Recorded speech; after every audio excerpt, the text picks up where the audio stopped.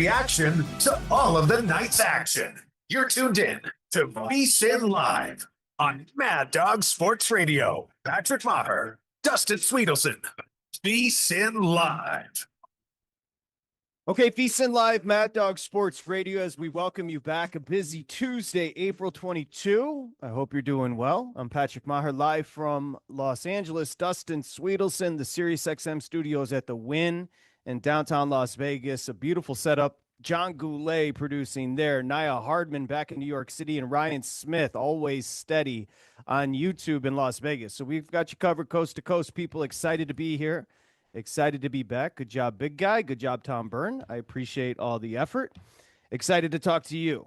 888-MAD-DOG-6, 888-623-3646. So what we have to do, we've got a lot to do today, including we've got the Bucks and Pacers tipping off. Why don't we start here, Dustin? Why don't we get the number in? This is a mismatch in the series. The Pacers are a much better team, but it does look like Dame Lillard will return for game 2. He missed, of course, more than a month with a blood clot.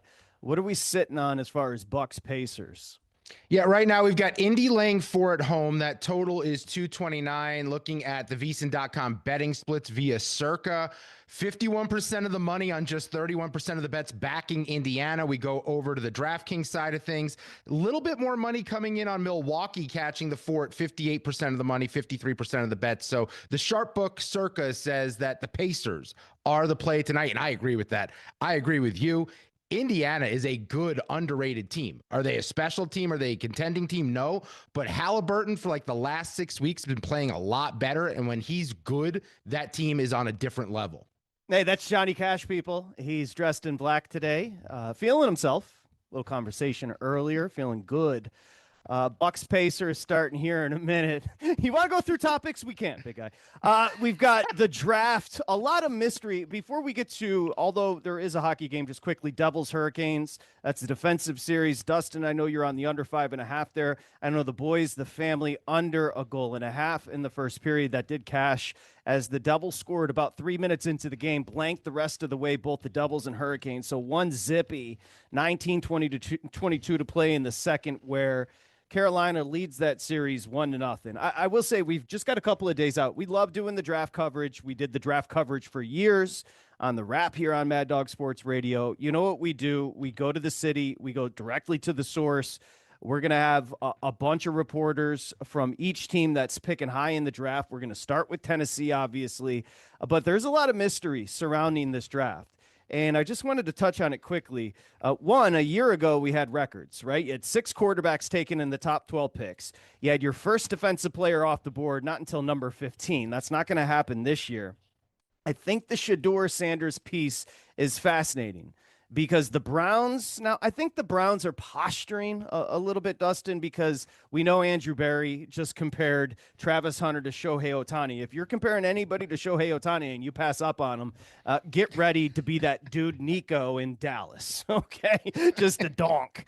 However, the Shedeur situation is interesting because the Browns and the Giants are talking about moving back. I'll say this. I think there are 3 players outside of Cam Ward. I think there are 3 players that teams will be thirsty to move up for. Abdul Carter, Travis Hunter, and Ashton Genty. Genty is the name that is absolutely sky. People are saying that if Genty is healthy, he's a Hall of Famer. So regardless of what you think about taking a running back, the resurgence of the position last year kind of shed spotlight on Genty this year. He has been compared to Saquon in a way. So Genty starting to fly up the board. I think teams are going to get really risky. I think he potentially could go top 3. That's one. Go ahead. Yeah, and we're 2 days away from the draft. I just want to point out every single team has their own first-round pick currently. So if someone wants Genty, we're going to need a little chaos. We will, and then the chaos mostly centers around Shedeur. The family name, is he legitimately a terrible quarterback? Or is he he's not a great quarterback. Is he a franchise quarterback? No. But when there isn't talent in a draft and you're trying to save your job and you need the position, people are going to go nuts. Now, The Steelers, there's a lot of smoke. We just talked about Aaron. Maybe they heard the program. We talked about Aaron Rodgers. They have yet to sign him. They'd be crazy if they signed Aaron Rodgers. So the conversation now with the Steelers, and I believe the market indicates this, has surrounded Shedeur Sanders. They're sitting 21. Now pay attention, big guy. They could potentially trade up to grab Sanders. But if the Saints pass on Sanders at 9, there isn't a quarterback needy team from 9 to 21. So the Steelers, you go through it. I went through it earlier. The Steelers, Dustin, could then gamble, wait, 21 now based on the, essentially what people are saying about Sanders. You could justify taking him at 21. Now, remember, this is a team a few years back that reached on Kenny freaking Pickett in the teens.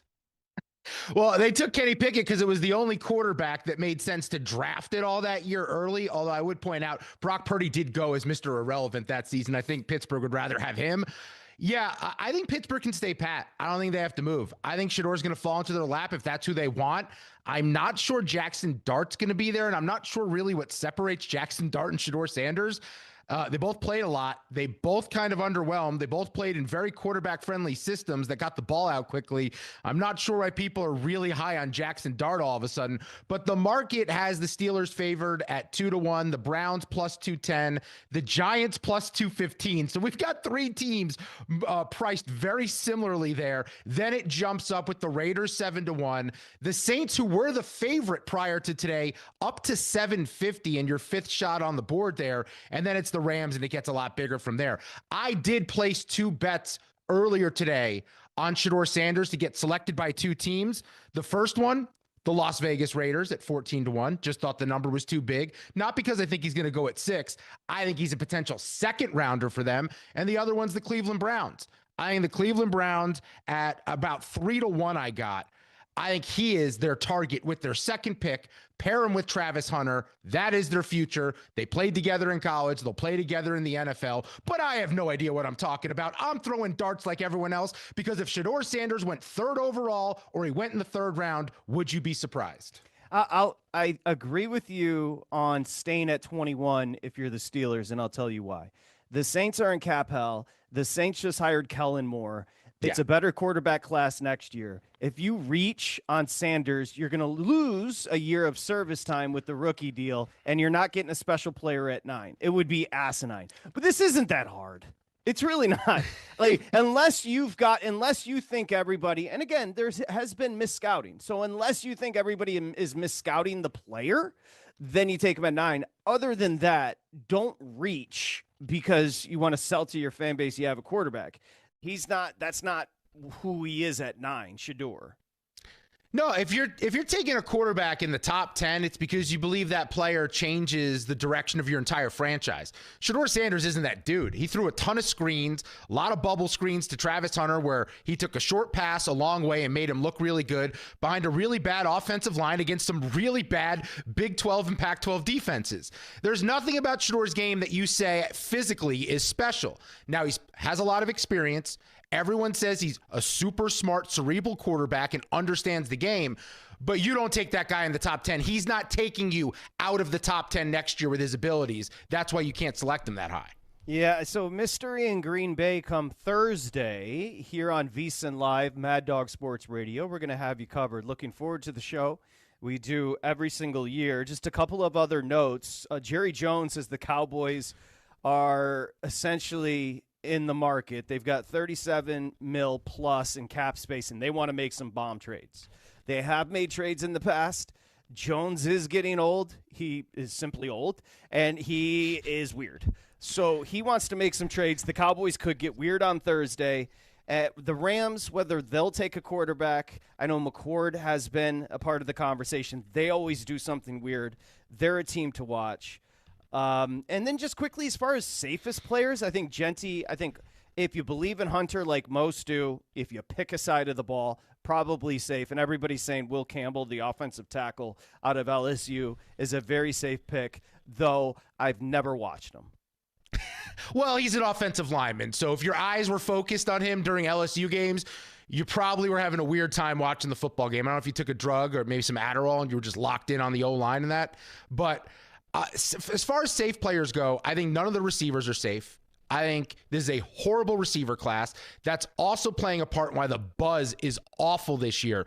When you think about drafts, you think about quarterbacks first. Then it's usually fun because there's a bunch of playmaking receivers that go off the board early. We don't have that here. McMillan may fall. Golden's a workout warrior. Egbuka's a compiler at Ohio State. Who knows what you're going to get from there?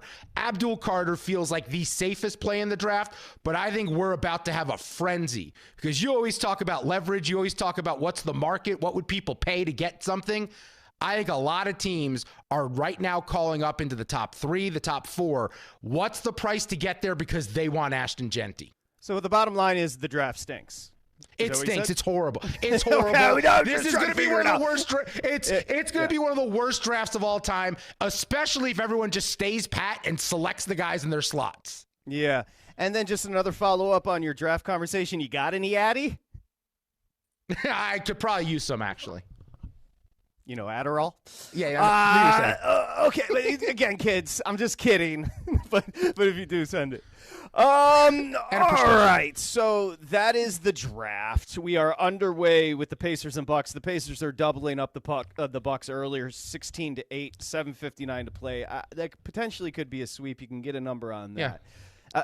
I did think what we could do to start the program after the draft conversation and getting everybody involved. 888-MAD-DOG-6, 888-623-3646, of course, on YouTube, youtube.com/VSiN Live. You can get involved in the chat as well. We appreciate you there.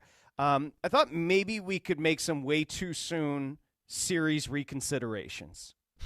So let's start with the NBA and just go through what we've seen through a game or two in each series. The Buck Pacers, we kind of went through it. There's only so much Giannis can do. And even with Dame coming back, I'm not even sure it makes, some spacing, some shooting. I'm not really sure it makes them that much better. The Pacers have been playing very good basketball for a really long time now. Yep. They're a good team that made it to round 2 last year. They're just a much better team. I don't think anything adjusts unless you think the Bucks can grab one game. No, I agree with you. I like the Pacers in this series. I think they're the deeper team. They're the more efficient team. They're the better overall team. I guess my question with Milwaukee is there a lot of pressure on them? Because it feels like there's a lot on the line. One, the Doc Rivers move from a year ago, him coming in. The Dame Lillard thing has not worked out. But more importantly, remember when Luka was traded? He had a quote talking about superstars in the NBA going to major markets. Could this be the last piece where Giannis says, you know what, Milwaukee, I delivered you a title. I did what you needed me to do. Now go send me to a bigger city. Let me go somewhere else because what you're trying to put around me right now, it just doesn't work. We're not going to contend for titles. Giannis right now is under contract for next year. He's under contract for 26-27. He's got a player option in 27-28. So it would have to be a trade. Remember, he's 30 years old now, but he's an all-timer. There's really just no other way around it. As soon as you trade for him, a la Luka, you become a championship contender. That is Giannis. He's already done it. He's still at his peak. He's always been in great shape. He grew like 3 or 4 inches when he got into the league. So he's just, at 30 years old, he's a 27, 30-year-old. So he's good. Let's move on to the next series. What have we learned? Now, this one's going to be a tough one for the big guy because, hey, there's that donk. I know that guy doing the DraftKings commercial. They let him on television? I didn't know who it is now. This space is wild. Space is so crazy. It's like throwing JT the Brick on there. Now, this one's going to be tough for you because all right, so you did something a while back, and you planted your flag anti-Thunder. Now, I know you've been couching it ever since. I know they're a great team, ... but I just don't think they have enough. Now, I'm back from a pretty emotional weekend. Please don't get mad at me. I can't handle it right now. Just take a couple of deep breaths. Remember, you're losing weight. You have a girlfriend, and life's fine. But, you've just never been more wrong about a team than the Thunder. I will say that where I'll give you a bit of maybe a slide here is that the Grizzlies stink. So what we saw in game 1 against the Grizzlies, where they were up 150 about 3 minutes into the game, I don't know if you want to take an L there. No. But what we're watching with the Thunder is a team that's 25 years and younger and miraculous on defense and can kill you a million ways. I stand by everything I said about the Thunder. Of course. Would you at least admit for me that the Memphis Grizzlies, aside from being horrible and wanting their season to end after handing the keys to the organization to Ja Morant of all people, firing Taylor Jenkins, on Sunday, the NBA put them in an impossible spot. They play the late last play-in game. They have the short turnaround to take on the number 1 seed on the road in OKC, and then they're dealt the early game at noon. No, it was, I think, an 11 a.m. local time start. Absolutely brutal for the Grizzlies on Sunday. They were in an impossible situation. Does it justify losing by 50? Probably not, but they were always going to get smoked in that game. We'll see if there's a bounce back in game 2, but I still stand by everything with Oklahoma City. I'll tell you right now, there's a team we're going to talk about, Patrick. There's a team we're going to talk about in these series prices that I think is perfectly built and playing great basketball that Oklahoma City should be scared of right now. So in sports betting, it's called a bad spot. So you're telling me that the Grizz the other night were in a bad spot. So you're telling me you're taking the 14.5 with them tonight? Great spot. I did not say that, but everything I said about the Thunder stands true in the following series of the playoffs. Now, I like the fact that you're vociferous. You'll at least admit, and I'll drag myself into this, neither of us are Hubie Brown. So the idea that you just think you know so much about the Thunder and you're hanging your hat on one thing. Experience, late game situations, having one been of the great tested scorers of all time. before. SGA. Playoff basketball is called differently, i.e. last night with your Pistons stealing one from the Knicks. I just think there's a lot that I don't know about the Thunder. I know they're great in the regular season. That doesn't mean anything when it comes to this time of year. Ladies and gentlemen, the big guy. You have a miraculous way of making people a fan of teams they never thought they cared about. That's probably fair. That is probably fair. But look, now I got to care about Oklahoma freaking City. I'm on an island here, and that island doesn't look like Oklahoma City. Don't say that. Don't make yourself special. It's just you're 40. You're all sheep. You're all sheep following the herd, saying the Thunder are the best. Okay, T-Wolves, Lakers. 5.5 tonight with the Lakers. Obviously a bounce back spot. Yeah, it better be. Where could they have played worse in game 1? Probably not. I would like the Lakers, Rob Pelinka, pick up the phone, call Uber, just confirm there's a car at LeBron's house so he shows up this game, because he didn't show up in game 1. They need a lot more out of LeBron James if they're going to contend. But I tell you this, if I'm a Lakers fan, I would be very concerned. The Minnesota Timberwolves have a huge advantage inside. They have a huge advantage with physicality in the paint, Rudy Gobert, defensive force. They didn't even have to use that in game 1. They just shot lights out from 3. That would concern me. And I'd also worry about the fact that Minnesota, similar to what we talked about with Indiana, but even better, the Timberwolves since March have been one of the best teams in basketball. They may have peaked at the right time here. Yeah, I get you. Yeah, they have been playing better ball. You're not wrong. And to your point about LeBron, they were making a big deal about the fact that he got there extra early today. Oh, good. So apparently the Uber came. My guess is he probably didn't have to go economy on the Uber. he probably didn't share a ride. Not good when you bet Giannis over 32.5 points. And okay, just update. He's got 6 now in the first 6. It's not going well. All right. Any other bets you're sweating? Just feel free. Yeah, Bobby Portis rebounds as well. For a former guest on the show. Great guest. And a guy who throws a big punch. Just asked Nikola Mirotic about that. But they need him to grab boards because Brook Lopez, I don't understand how teams want him on their roster. How do you win with a 7-foot guy who can't average double-digit rebounds? It makes no sense to me. Well, he's never averaged doubles, even when he was a kid. So he's not going to start now. But I agree with you. Next up, let's keep on. You know what we'll do? We'll come back and talk about the other series because there's one in particular that is crazy. Now, the Timberwolves Lakers, one thing before we get to it tonight, the Lakers laying 5.5. You would expect the bounce back. I would be curious what they've adjusted the series price to, if you have that. Now, I'm assuming that Minnesota's a pretty considerable favorite because of how game one went down. I haven't looked at the numbers. But remember, the Lakers came into this series a big-time favorite, but it was such a disastrous game one that with the Timberwolves ripping home court, my guess is they're favorites. What's the number? Right now, Minnesota's minus 145, the Lakers plus 120. And I believe Minnesota was, plus 160, plus 190, somewhere in between there heading into the series. Okay, so this would be an awesome opportunity to let new bettors know if you were a Laker person and you believe in the Lakers, game one was the perfect scenario for you. Like, you couldn't – the expectation would be they get game two, and you're getting a plus 120 price.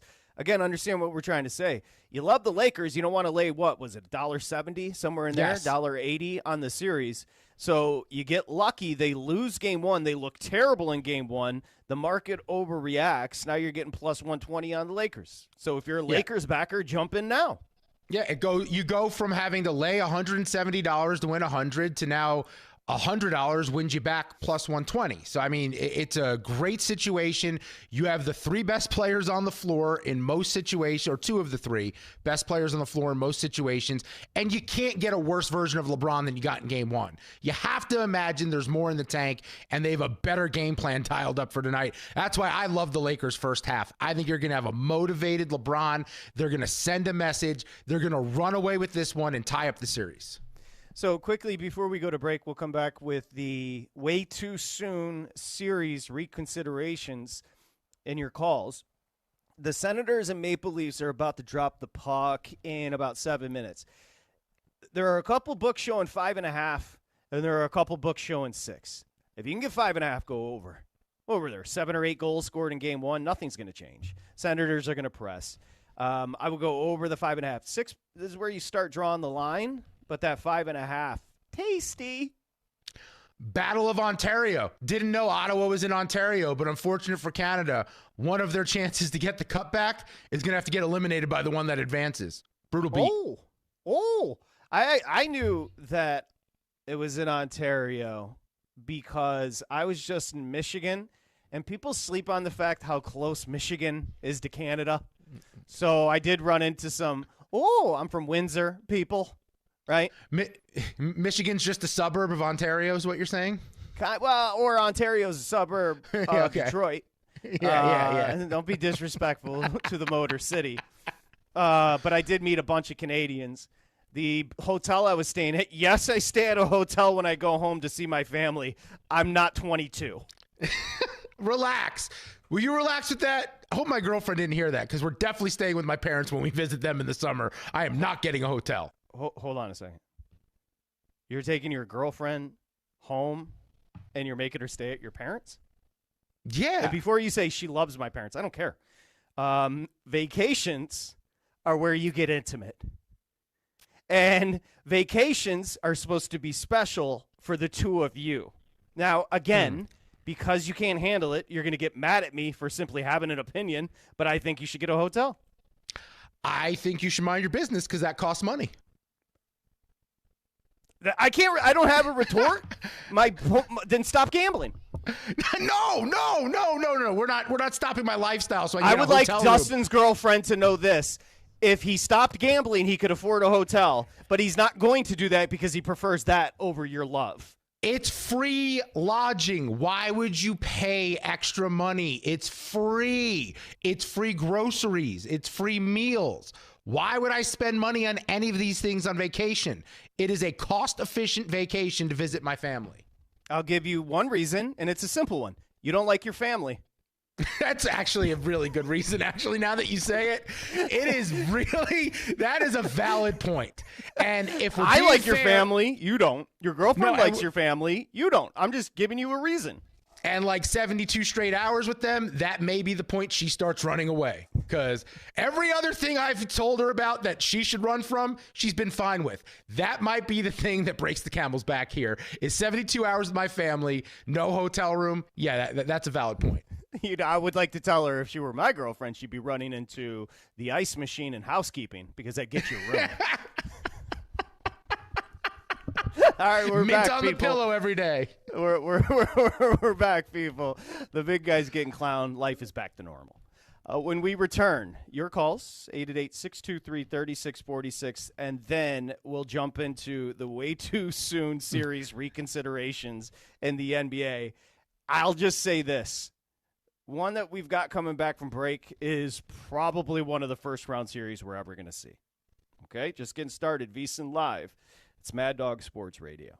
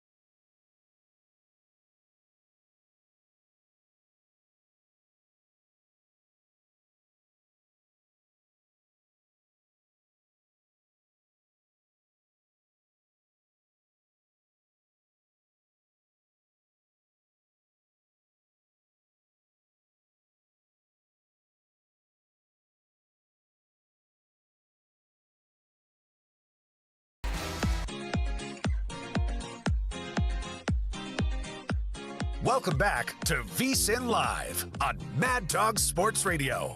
Here's Patrick Meagher and Dustin Swedelson. All right, John Goulet has entered the hotel chat. It's gonna, you know what? This is gonna have to be a running theme for the next 3 hours, interspersed with betting on basketball, hockey, and the NFL draft. But quickly, the NBA playoffs are heating up, and VSiN is breaking it all down from series odds to matchup breakdowns. You'll find more of your NBA playoff coverage on VSiN's Watch app and also on SiriusXM channel 158. And remember, the deal right now through August 1st, $19, a deal for you, but you have to use the promo code SIRIUS at SiriusXM.com, VSiN.com/subscribe. So a couple things. We're going through some reconsiderations on the NBA series. We're going to get to your call, 888, or calls, plural, 888-62, good radio host, 888-623-3646. Dustin Swedelson, Patrick Meagher, of course, Naya, Ryan, Goulet, the whole squad. And as we went to break, before we get into the Magic Celtics, bombshell from the big guy. He mentioned he's going to visit his family, and he's taking his new girlfriend, and they're going to be staying at his parents' crib. He's 40, people. He's an adult. Goulet chimed in and said the one exception would be when he goes to visit his parents, hello, there are no hotels or motels in town. So I guess he's never heard of Airbnb, but of course he can stay at his parents' crib then. So that's one. All right. The number two, at least have your parents clean out the baseball cards, the stuffed animals. She's not going to be impressed when you crash on the single bed. It's a twin. It's a twin, so relax over there. I'm a big boy. I couldn't have a single bed. You are a big boy. That's an issue. That's an issue with the twin. But more importantly, you forget. It would offend my parents if I did not stay with them. My mother lives to take care of me at 40 years old. I would be depriving her of her sole purpose in life, which is to make sure that my life is good. So by staying with her, she cooks me dinners, she does my laundry. These are things my mother enjoys. So you want me to deprive my mom of her favorite thing to do? No, I don't. I want you to stay at your parents when you go home by yourself. I'm not pretending everybody's like me and can't deal with it and stays alone even when I'm alone, because that's just what I did. What I would say is you nailed it, because nothing's going to impress a girlfriend more than you being babied by your mother. So good. No, it's showing my girlfriend these are the expectations I am setting going forward of what I need in the future. Yeah, I need you to treat me like a child. She already does, if we're being fair. What did Dustin do? WDD. Have we put some thought into it? We have a few things that have occurred. The one I'll bring up. Hold on, before you don't do it now. Don't do it now. What did Dustin do? It's just a notebook from how he botches everything with his boo. I love the game. I don't know if he's a big fan. Speaking of games, Dustin, the Pacers are beating the Bucks 36-24. That game closed 4.5. So far, so good with the Pacers. Grizzlies Thunder is going to tip off any second here in Oklahoma City. That's a huge number, 14.5. Did it get up to 15? I think it was at one point yesterday. I do have a play. Jalen Williams over 31.5 points, rebounds, and assists combined. Memphis is bad, fourth worst in the league, allowing points to small forwards. He was awesome. He had 30 on Sunday, but only 26 minutes. I think he's going to end up playing a full game today. Because of that, I think he goes over the 31.5 PRA.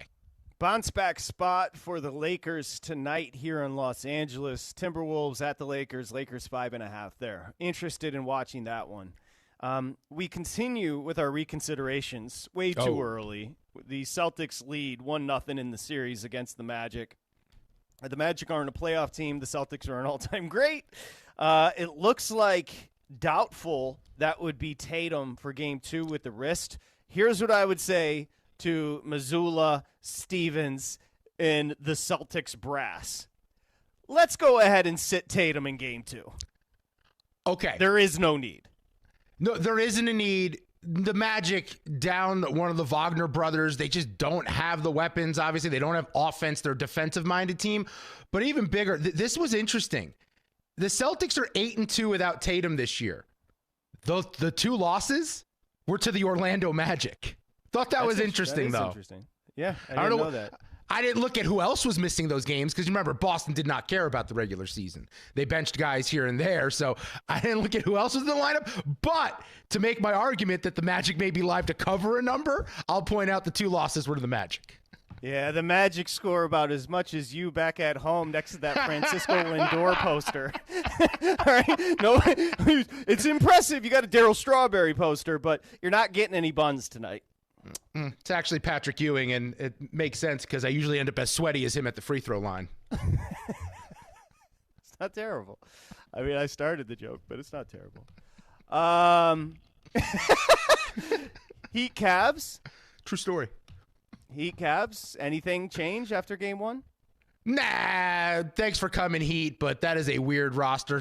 I give Spoelstra credit for getting here. I'll give him that.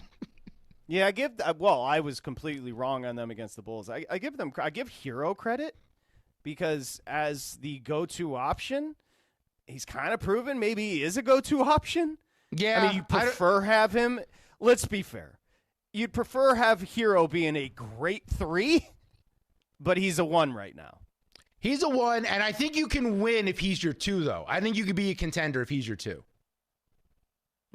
Maybe. Yeah, you might be right. He's not terrible. So nothing changes. What is the series price there? My guess is the Cavs laying like $1 billion. Cavaliers minus 4,000, 15-1 on the Heat. All right. Tomorrow night, Dustin, the Warriors do lead the series 1-0 against the Rockets. Warriors-Rockets. I did watch this at the hotel bar the other night, and the Rockets, they just can't score. Yeah. They're pitiful offensively.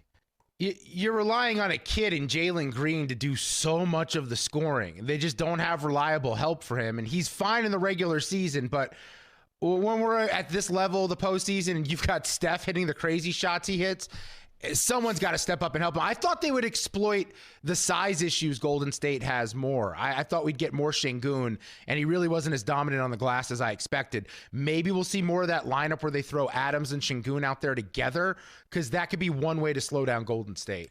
You know, I was thinking about this when I was watching the other night. The Houston Rockets kind of philosophically feel like a team that Oklahoma City thought they were. They got 1 million pieces. They've got picks. They've got a lot of stuff. But here's what they don't have. They don't have SGA. So they don't have a go. I can't believe people think Jalen Green is good.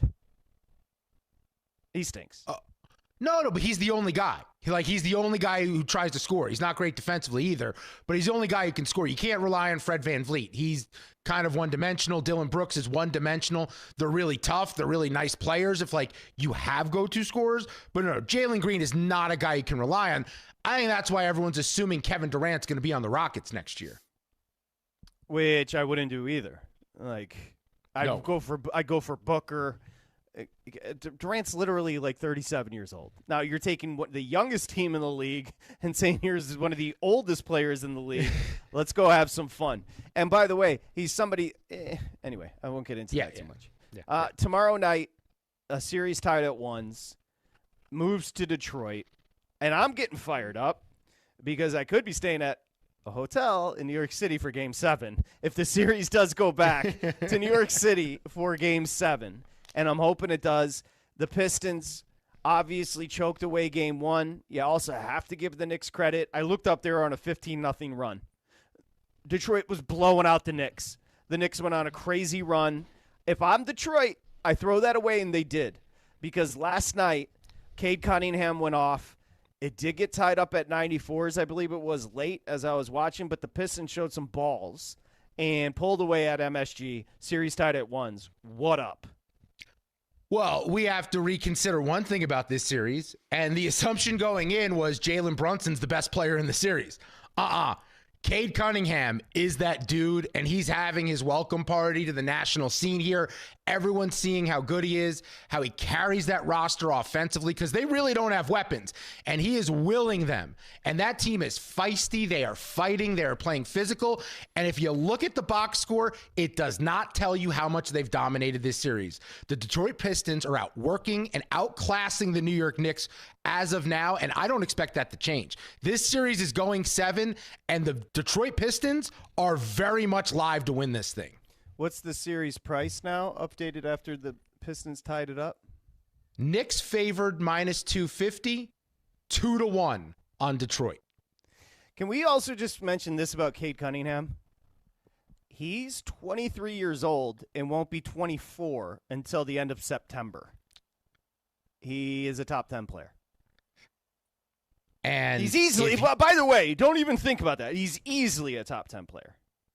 Oh, no. And I'd also add, if you're one of those players looking to contend for a title and you want to do it your way, you don't want to just latch onto a team that's been there before, the Detroit Pistons are the team to jump to. That's where you go. You play alongside Cade. He makes you look good because he's going to draw so much attention with the way he drives to the basket. You'll get the best looks possible, and you'll put up monster numbers.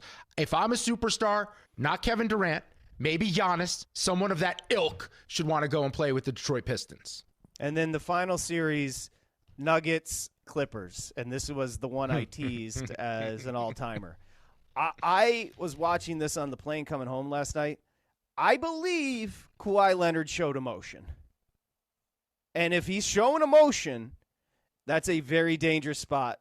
So I probably botched it when I didn't have him as a team that can win a championship. Zeus playing great.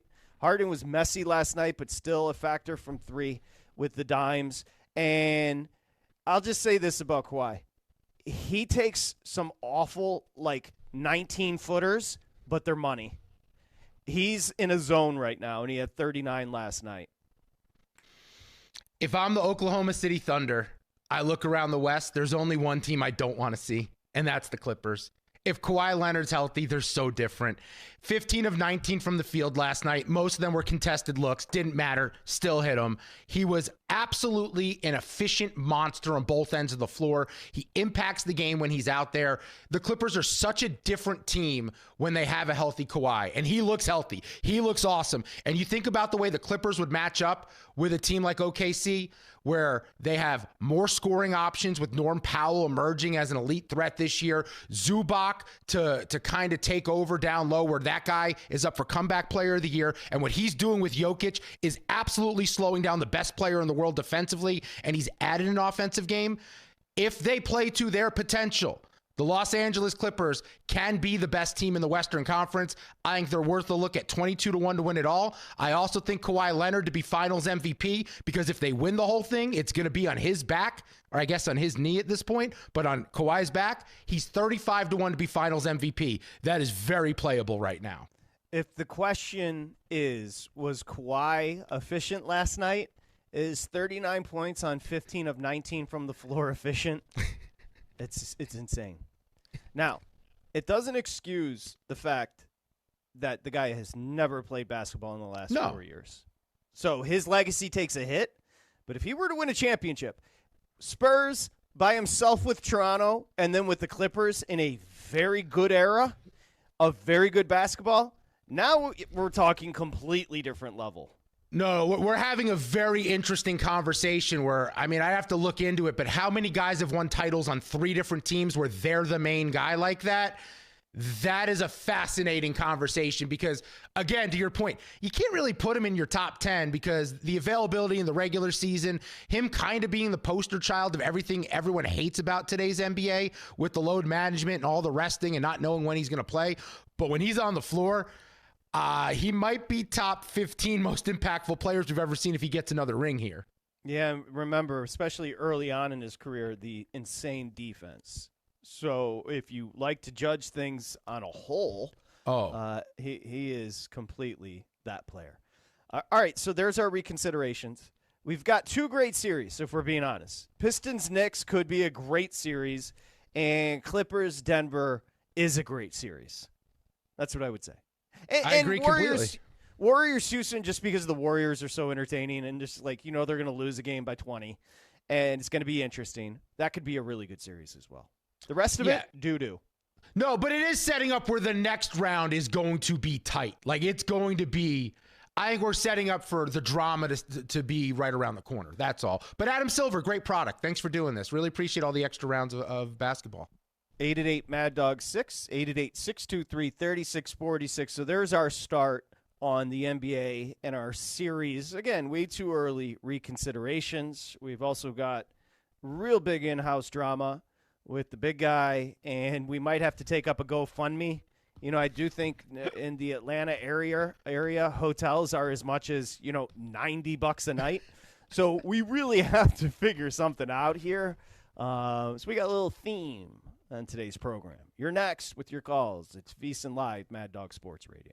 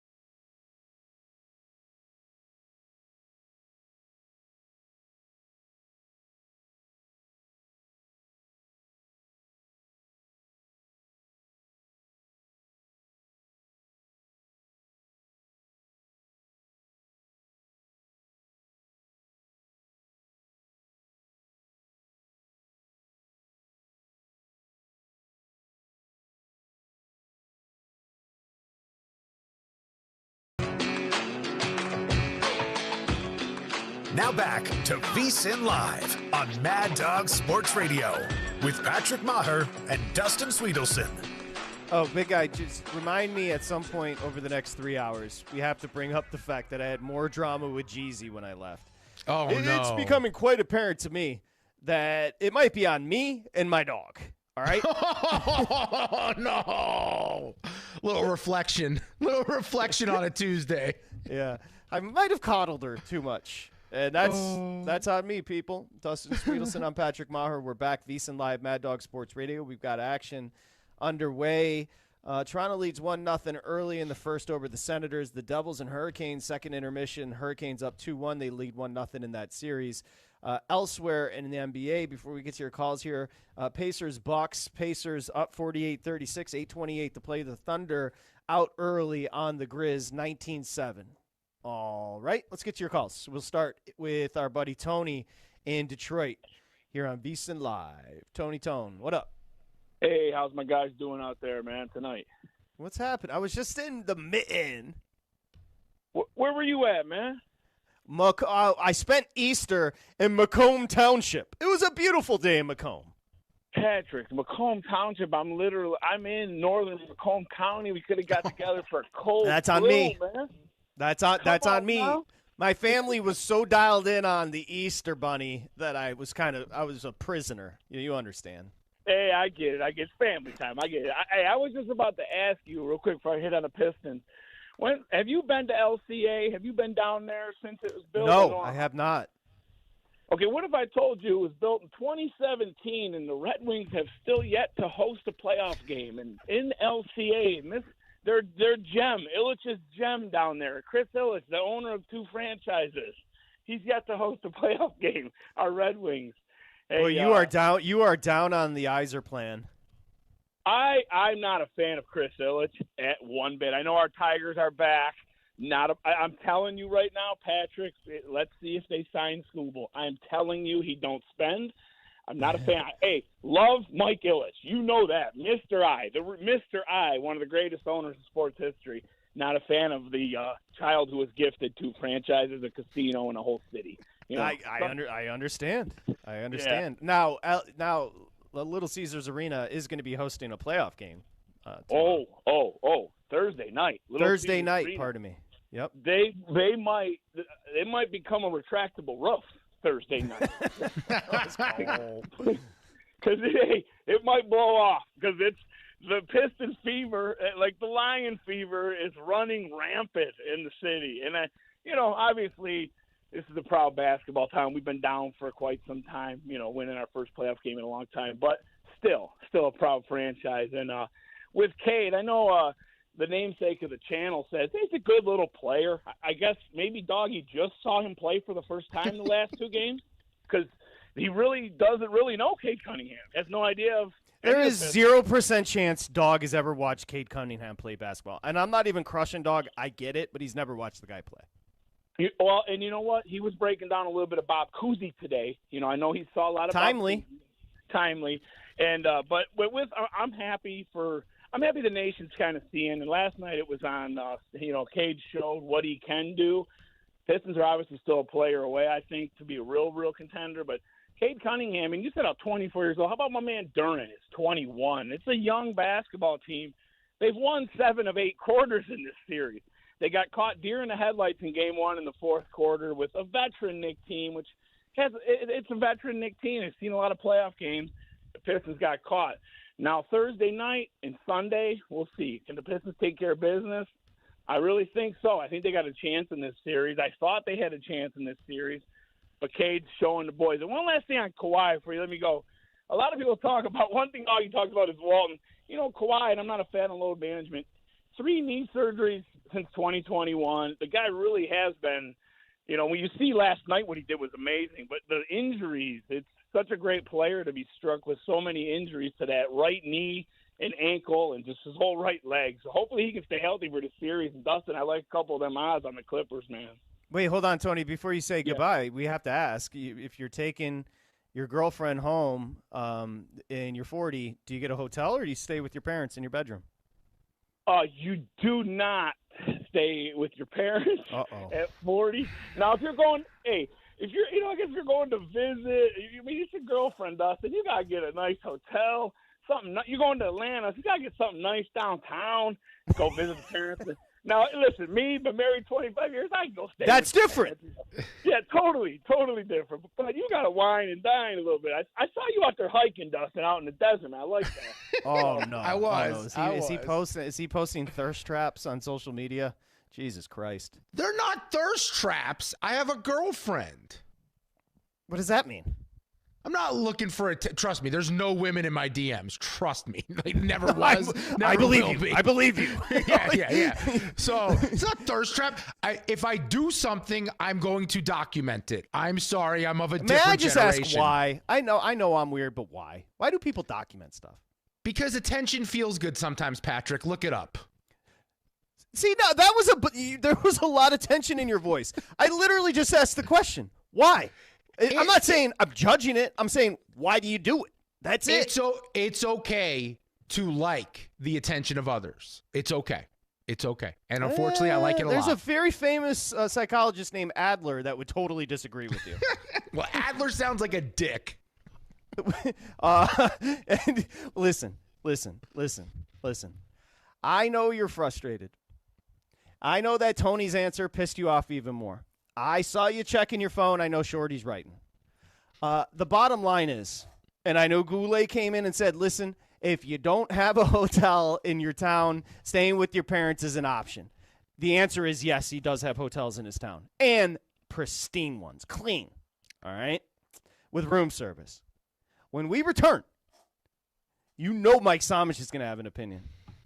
Mike Somich, here's what you need to hear. The big guy clowned me because I went home to Michigan to see my family, and he was ruthless on me. I went home to see my family, and I got a hotel.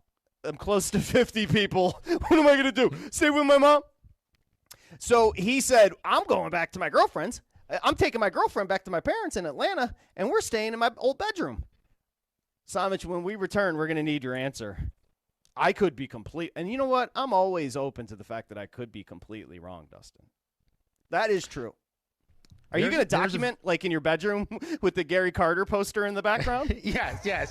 No, we're going to be in my Letterman's jacket. She's going to have to check that out, of course. Varsity track and field, varsity baseball. Has to know. Here's the trophy with the head missing when we were runners up in Little League. All right? The big guy. Rare form. I go away for 2 days, and my man's still in rare form. It's unbelievable.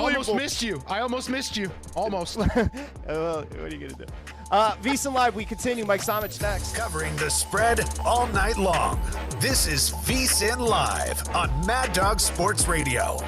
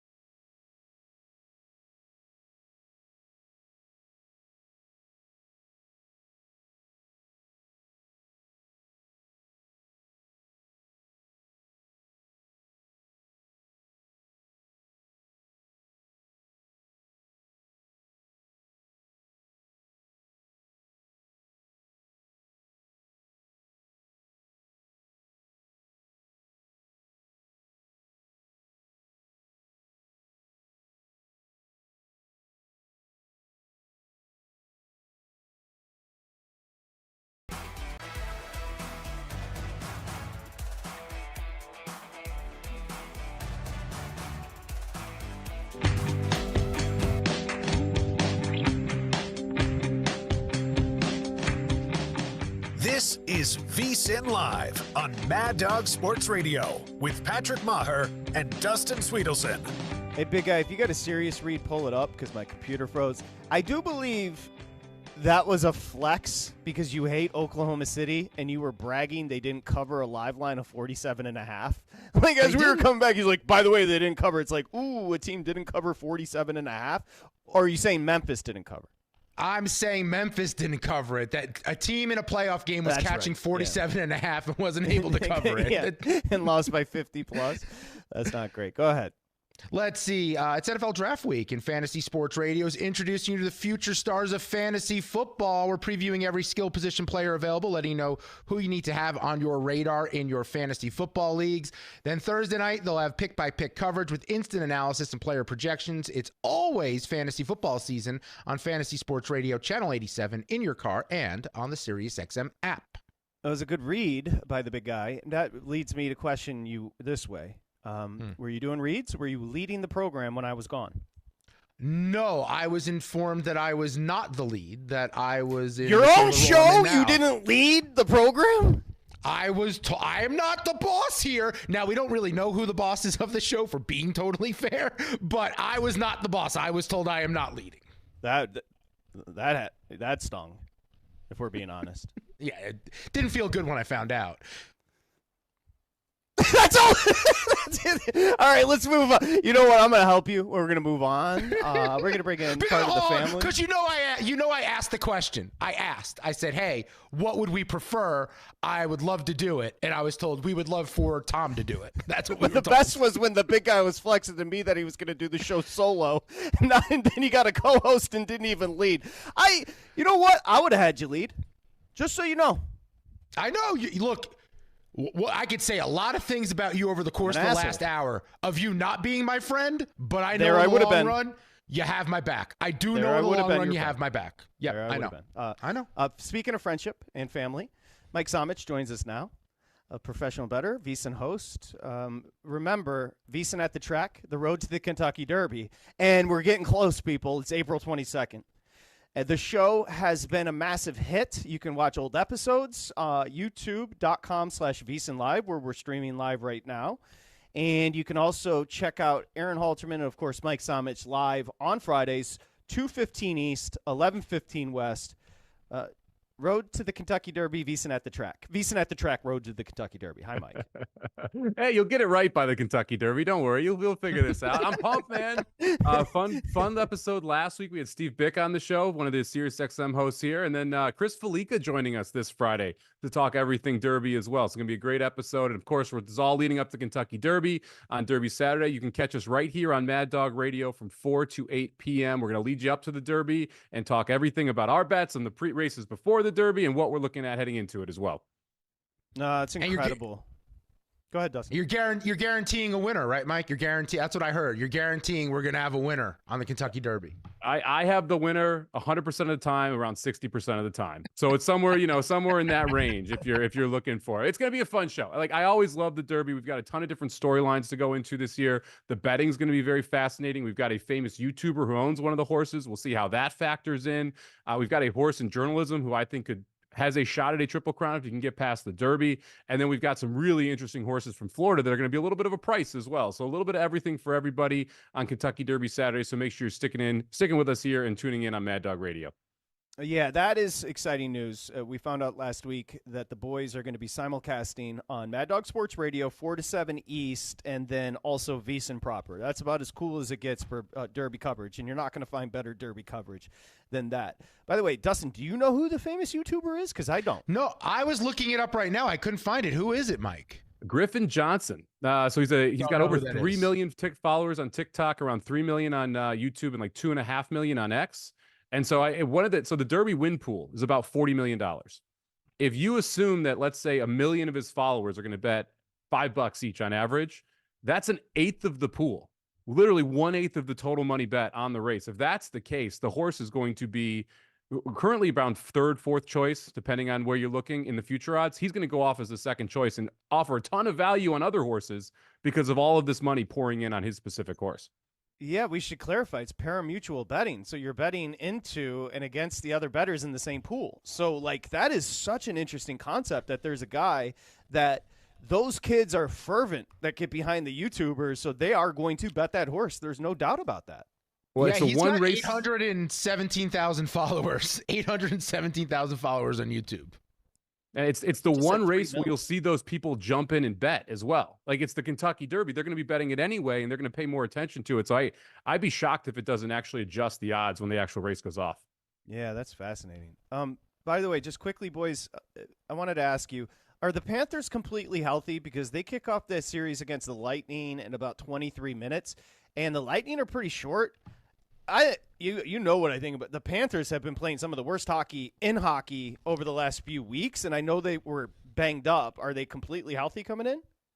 That's a great question. We don't really know. So Kachuk is supposed to be back. He's questionable for the game. There's no injuries listed on their injury report. I'm not sure if we're actually going to see him play tonight and at what depth we're going to see him play. Like, is this going to be a 20-minute game for him? Is he going to be back to where he was? He hasn't played since the Four Nations break, so it's been a while since we've seen Kachuk on the ice, and he is such a huge part of this team because with him out there, it moves everybody down one in that center position, and all of a sudden their depth gets better.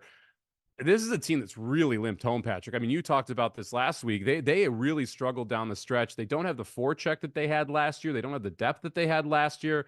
I think it's going to be a very, very difficult series for them to get out of. Spoiler alert, I'm all over the Lightning tonight for the series. I laid a game and a half. I sprinkled a little bit there, plus 160.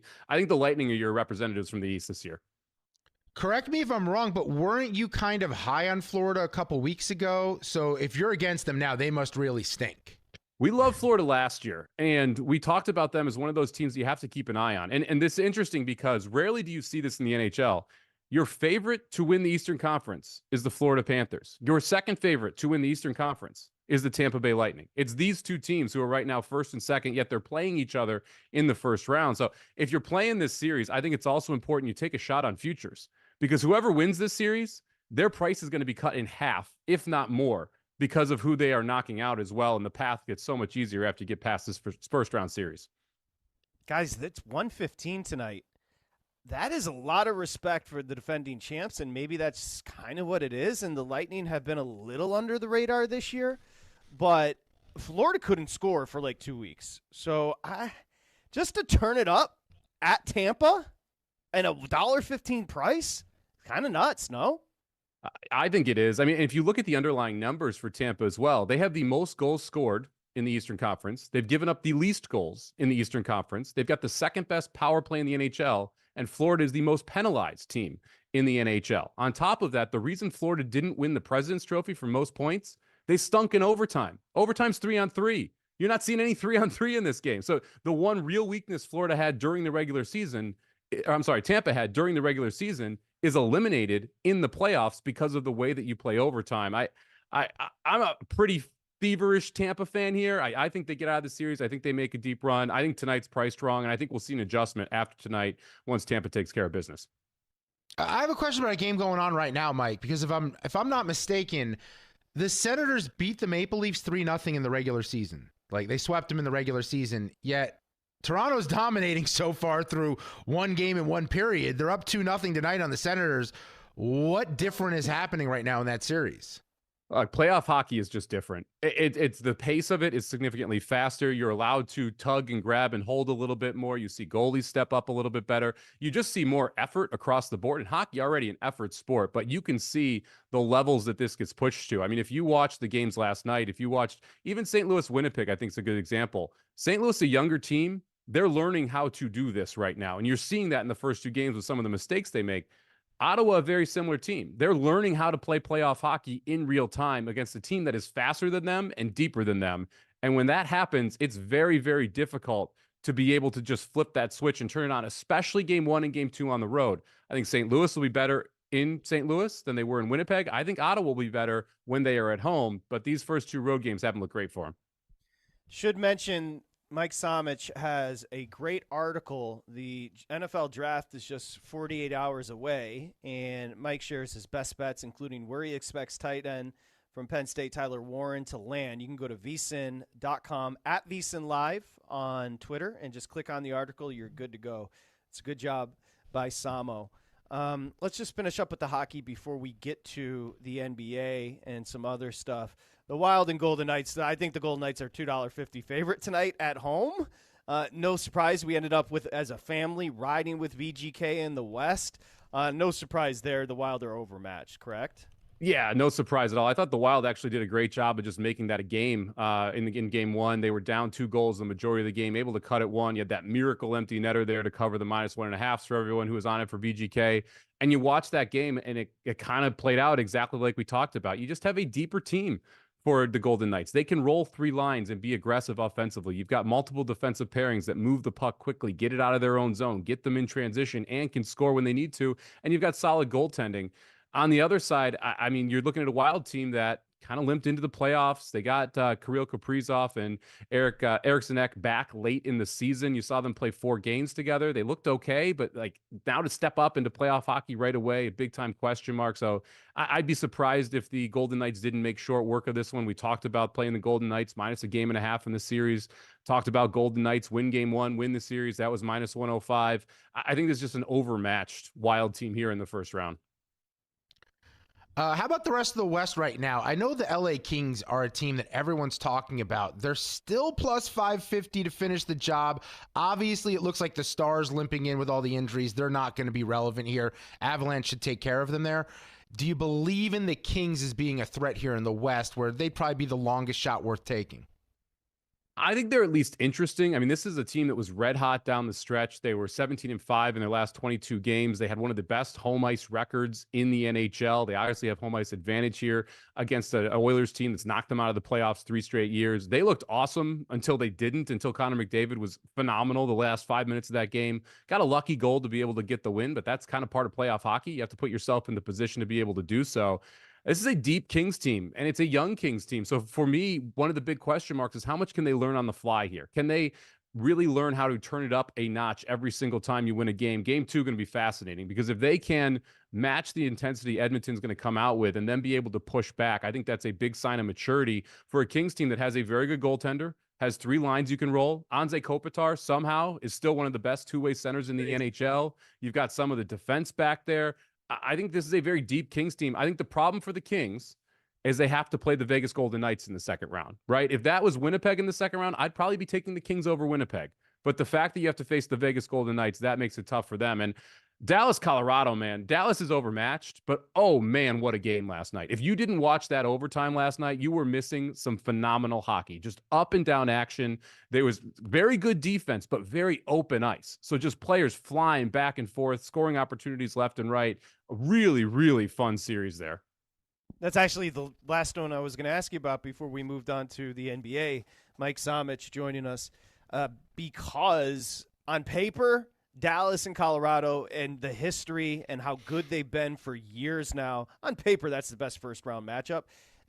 Colorado was favored in Dallas last night, and Dallas got an absolutely needed thriller in overtime to tie it up at 1-1.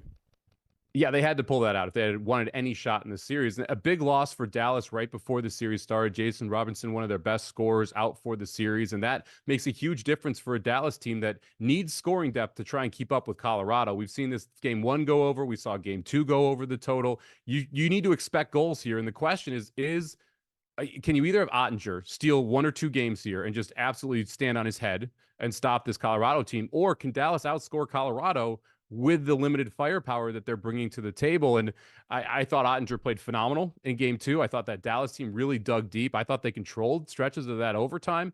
Now we're going back to Colorado, though. We'll see if they're able to go and take 1 in that barn, because if this comes back 3-1, heading back to Dallas, the Stars are in a world of trouble. I do think Colorado and Vegas are the best 2 teams in the West. I think it's going to be tough for Dallas to be able to outlast them in a 7-game series. Yeah, our Golden Knights. We planted. Hey, by the way, big guy, good job. VGK team. Good job by you. You were buzzing in the chat with an underplay in doubles Hurricanes, and there's about 12 to play, and Carolina leads 2-1. So I'm not going to jinx you, but an underplay there. It's a good job. Well, I'm 40 and I may not be an adult in other ways, but I definitely don't believe in jinxes. Like, that's not a thing. Okay. All right. I was just trying to help you. But I appreciate you. No. I do appreciate you. I also appreciate Mike Somich because his picks are on VSiN.com/picks. Become a pro right now. Promo code SERIOUS. Everything we do there now through August 1st for just $19. You like that, So though? smooth. You like that, though? You like that, though? No, it How really did was they smooth. not? How'd they not let you lead and do the reads, Dustin? I That mean, you was- just like it's- you that's just a boom, boom, boom. You're a It's a professional. great question. It's a great That was question so for smooth. That was about as smooth as you pulling out the pull-out couch so you can sleep. with Oh your- man, can we get to But that anyway, yet, or we'll do we get- need to we'll keep get to talking that. about We'll get to sports? that. Well, get to speaking that. of pulling out, that also will be occurring there during that trip. Whoa. Let's see. Speaking of your Whoa. picks, Mike, you were on the Pacers laying 4. It was on VSiN.com/picks. That's why I was doing the promotion there.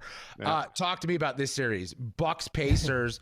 Why'd you end up back in Indy? Because I agree that was the only play tonight was backing Indy. I thought it was surprising that the people gave Lillard value in the line. Like, it's the first time he's been back since this injury. You don't know how basketball ready he is. We didn't know if he was officially going to be in or out of the game. Yet you saw money come in on the Bucks. That immediately, like, nope, I disagree with that. And you watch game one, the Pacers just looked like the better team. Giannis did everything he could to keep them in that game one, and the Pacers were just able to outlast them. I didn't really see any, so real quick. Everyone talks about the zigzag theory in the NBA playoffs, right? If team A wins game one, you play team B in game two. And the reasoning behind that, I think, is sound, right? If you beat someone, you generally aren't going to change your strategy. However, if you lost, you're going to tinker with the lineup, make different coaching moves, change up your defensive style, change up your rotation. There are different knobs you can turn to try and be more competitive. Milwaukee has no knobs. There's nothing they can turn to try and be more competitive against the Pacers. So this was one of those spots where when the line dipped after we saw the Lillard news this morning, I'm like, yeah, nope, give me the Pacers. I don't think this is a knob turning situation here for Milwaukee, where I do think it is for the LA Lakers. I thought it was for the Clippers. Like, there were moves that they could make. And I just don't see the moves that Milwaukee can make to try and make them competitive with this Pacers team in Indianapolis. I agree. I think it's just about whether or not it's going to be a sleep. Let's go to tonight's game. We were talking about this one earlier. The T-Wolves Lakers, like, if you were a Lakers backer before this playoff started, you're in the best spot ever because they played as badly as they can. The market reacted. They're plus 120 now. If you like the Lakers, this is an awesome time to bet them, Mike. Yeah, if you like the Lakers, plus 120 is a decent price, right? Because you're not worried about LeBron. You're not worried about Luka going on the road and struggling. And you have a lot of these other teams where it's like, well, when they switch over from home court to the road, are we going to see them be able to play at the same level? We already know Luka and LeBron can do that in the playoffs on the road. So not nearly as big of a concern there. And you mentioned it, Patrick. I'm on the total here, over 109 or 209.5. The game one total was 214. The Lakers scored 95 points. The Lakers are not going to score 95 points. They had their big three with Reeves, LeBron, and Luka all had 19 plus. The next highest scorer was 9, and after that, it was Dalton Connect with 5, who came in late in the game. You're going to get more of a contribution from the bench, from the role players here for the Lakers. They're going to score 100 plus. I like the Lakers tonight. If you can get a 5.5 number, I like the over a lot. I thought this should be like I thought the game one over should have been 220, and when it was at 214, I played it over. And the 4.5 point adjustment here, absolutely wild to me, because that game almost went over 214 and the Lakers scored 95 points. Yeah. All right, let's get weird now, because the NFL draft's going to be super weird. And it feels like the vibes, no one knows what to expect, Mike. You wrote an article at VSiN.com about your expectations, some of your best bets, just your general overview of where we're at with like the rumor mill, the movement in the market when it comes to betting. Where are you at coming into the draft on Thursday? This is going to go one of two ways. This is either going to be the most boring draft we've had in a decade, which I lean toward it going in that direction, or it's going to be absolute chaos with like wild trade after wild trade. And I just don't see that happening with this specific draft class. If you look at, I mentioned this last week, I think this is the worst draft we've seen in a decade from a talent perspective. To me, there is one blue chip player at a need position, a high level, high value position, and that's Abdul Carter. Outside of that, like, I don't have Cam Ward as like a must blue chip number one guy. He would have been like QB4, QB5 off the board last year. The wide receiver class isn't up to snub. The defensive end class isn't up to snub. Like, you look at the other players that people would want to go get, it's Ashton Genty at running back. It's Loveland and it's Warren at tight end. Even if you look at the offensive line class, you've got 3 guys who are probably going to go in the top 13. There's a big problem with all three of them. And so you do not have those absolute blue chip skill players. And because of that, we've seen the number one team in the number 1, 2, 3, 4, and 5 pick spot, all rumored to try and trade out of said picks. And no one wants to come up and get those picks. No one wants to pay draft capital from next year to be able to get this year's class. And that's a huge problem if you are a team trying to trade down, because you want to get a first next year. If you're giving up your third or fourth overall pick this year, and you're trading back to 12 or 15 or whatever it is, this is one of the few years I can ever remember that 48 hours before the draft, every single team who is picking in the first round has their own pick. You've seen no movement at all. And I think that's because you have very few suitors who want to trade up and go get these guys. And that makes it a really interesting perspective from a betting side too, because if you have two scenarios, you have the chaos scenario and you have the chalk scenario. You have to, when you're betting this, look at what happens. What's the second domino if the chaos scenario falls? Okay. If Ashton Genty ends up in the top 5, that means Mason Graham probably falls out of the top 5. Where does he go? What price can you get that is a logical landing spot that if Genty's not there and he's sitting there at 6, who could take him? The Raiders are plus 800 to take him in the 6th spot. And Mason Graham, probably the 3rd best player in this draft. And it's a need for the Raiders. Like, to me, he is one of the most interesting pieces if you do see the chaotic side of it. If you see the chalk side, I love Tyler Warren at 10, because if this chalks out, he's going to be available at 10 there. And you've got Ben Johnson, who came in, loves to have a tight end like Laporta.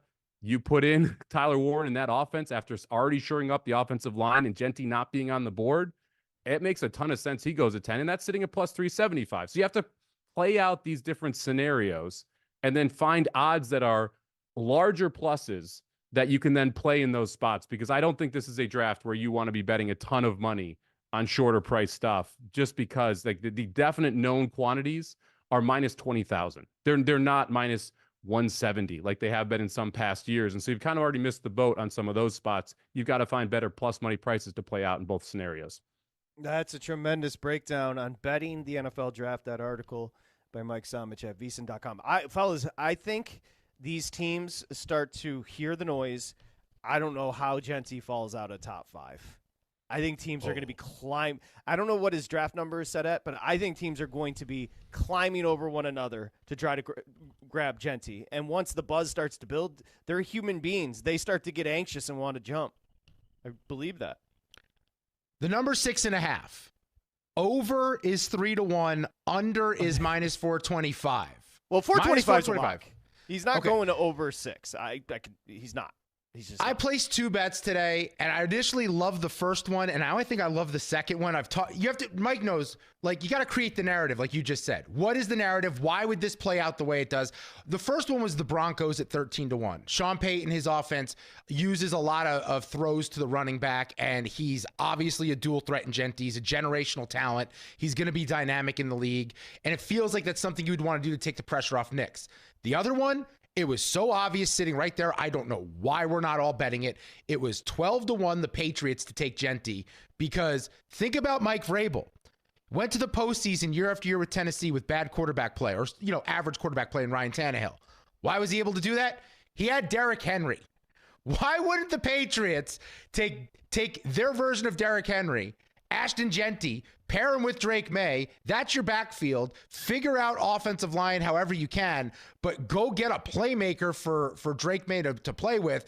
It feels like the Patriots, no one knows what they're doing. And the reason I know that, every mock draft has them taking Will Campbell. So that's how, if everyone's consensus believes it's one play and that player's flawed, like Mike says, there's no way it's Will Campbell at 4 to the Patriots.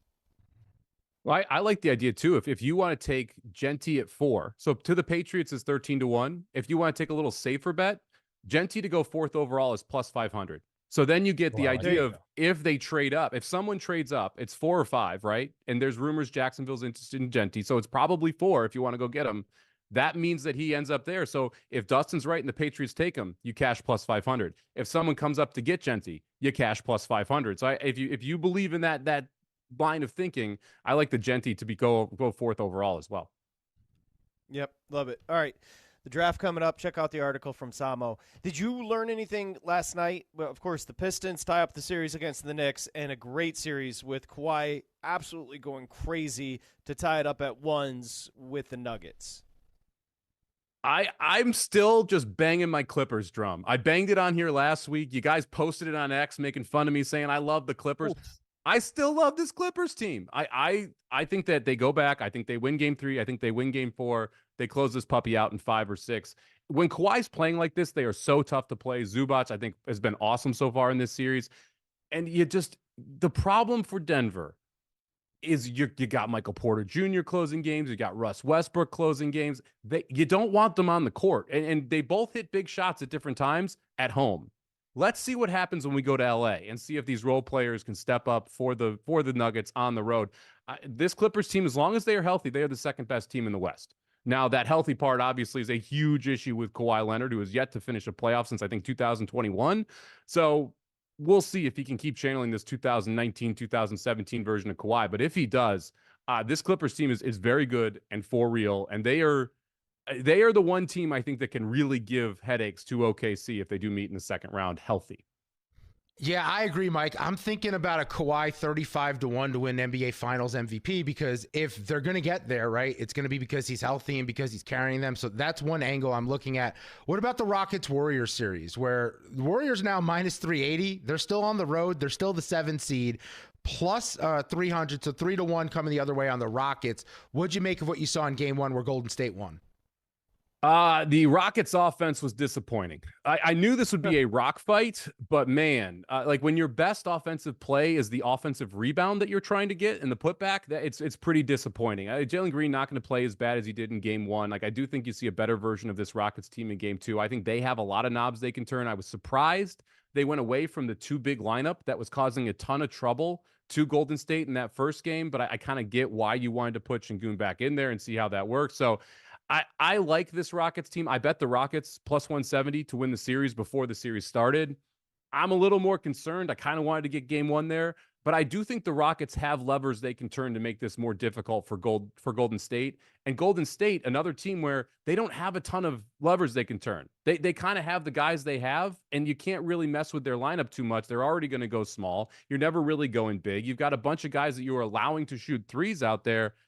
I think the Rockets are still live in this series. And, you know, I'm regretting not betting the Pistons when they were plus 450 after game 1. I thought that was going to be a long series. We talked about that series last week with the going over 5.5 games. I think the Pistons were 100% live going into it. I didn't click the button at plus 310. I didn't click the plus 450 after game 1. I'm kind of sitting here thinking with the Rockets, maybe I should click it here. Although, even though I do have a series bet in, I will see if I end up rebetting the Rockets. But I do think they're still very live in this series. All right, 5:44 to go. You're under, the two of you. You had the under first period, doubles Hurricanes. Dustin's got under full game, 5.5. So Hurricanes lead 2-1, 5:44 to play there. All right, before we say goodbye, and I have to be gentle. I have to be delicate with this. He gets mad. But I recently had to go home to Michigan, and I just in passing mentioned the hotel. And the big guy, he jumped in and he said, wow, that's impressive because I'm taking my girlfriend home and we're staying in my childhood bedroom, you know? Oh. And all I said was, it's a disaster. I wasn't even being a jerk. I just said that's a disaster. You're 40. It's a relatively new relationship. You want to impress the girl. Get a hotel. You should have seen the look on his face. You've seen it plenty. You've gotten in the tussle with the big guy. He gets angry, and he's angry now. But I'm trying to help him. What's your answer? Well, first off, I'm not shocked you got a hotel, Patrick, because you're kind of you like your space, right? I'm a loner. You needed to be able to hit the eject button whenever you wanted to hit the eject button, right? I think that's so true. That is right? spot on. So I got a hotel room from my hotel room. Yes. So Patrick had to have his eject button. Honestly, Dustin, all right, how old are we? What's the age? I'm 40, but she's 33, so she brings down the average. Okay. Anything over 30, you need to get a hotel room with your girlfriend. Okay. What type of bed is in your room? Do you have like a twin bed? No, it's whatever the double is. That a full? You said it was a twin. No, what's the big what's not a queen, under a queen? Twin. It goes yeah, single, twin, twin, queen. Yeah, yeah, it's a twin. Terrible idea. You guys are going to sleep like crap on that thing. You need like at least a queen bed. Okay. Like if you guys are probably going to drink, right? Like that. No, we're not going to drink. Yeah. You're probably going to drink a little bit. You don't He think said you he don't think needs to stay because his mom needs to take care of him. Yeah, it's Is my that what- mom's favorite thing to do. I'm the king. I'm the prince. I'm the number one child. I'm not sure that's what you want to flaunt here the first time you bring the girlfriend back home. I tried to say it. Mike, I'm trying to set the expectation. If we're gonna spend the rest of our lives together, you need to know what the standard is for taking care of me. Yeah. Okay. That's Weird. well, that's something you should bring up with your therapist. Like just the first time, get a hotel room. I'm not saying you have to every single time. Maybe get a queen bed in your bedroom if you're going to do it in the future. But like the first time, get a hotel. Make sure she's comfortable. This isn't like you have to make sure that she is in a good place for this overall relationship. And having to stay in your childhood room with thin walls and your parents there does not make her feel comfortable. Yeah, but how come no one factors in what this relationship has done to my bank account so far? Now you're asking for it to do even more to my bank account. And it's just like the money just flies out the window where we're doing activities and things cost money. And now I have to get a hotel room. I have to buy flights because I can't have her pay for flights to go visit my family in Atlanta. So I'm paying for the flights too. This is all compounding. And I'm a man who likes to spend money on stuff. And it's interfering me being able to buy stuff. Welcome to being in a relationship, Dustin. Oh, this is what it's like, huh? I love the guy, but every answer gets worse. One, he flexed about buying a ticket for her, which was odd. Two, he said, I can't buy a hotel because I like to get myself stuff. And what he means by stuff is like jerseys from Japan. And Yeah, shoes. the auto Jeremy Shockey jersey will have to wait, Dustin. Now, I think the bigger... we cut it off at 30 as well earlier. I think the bigger question is this.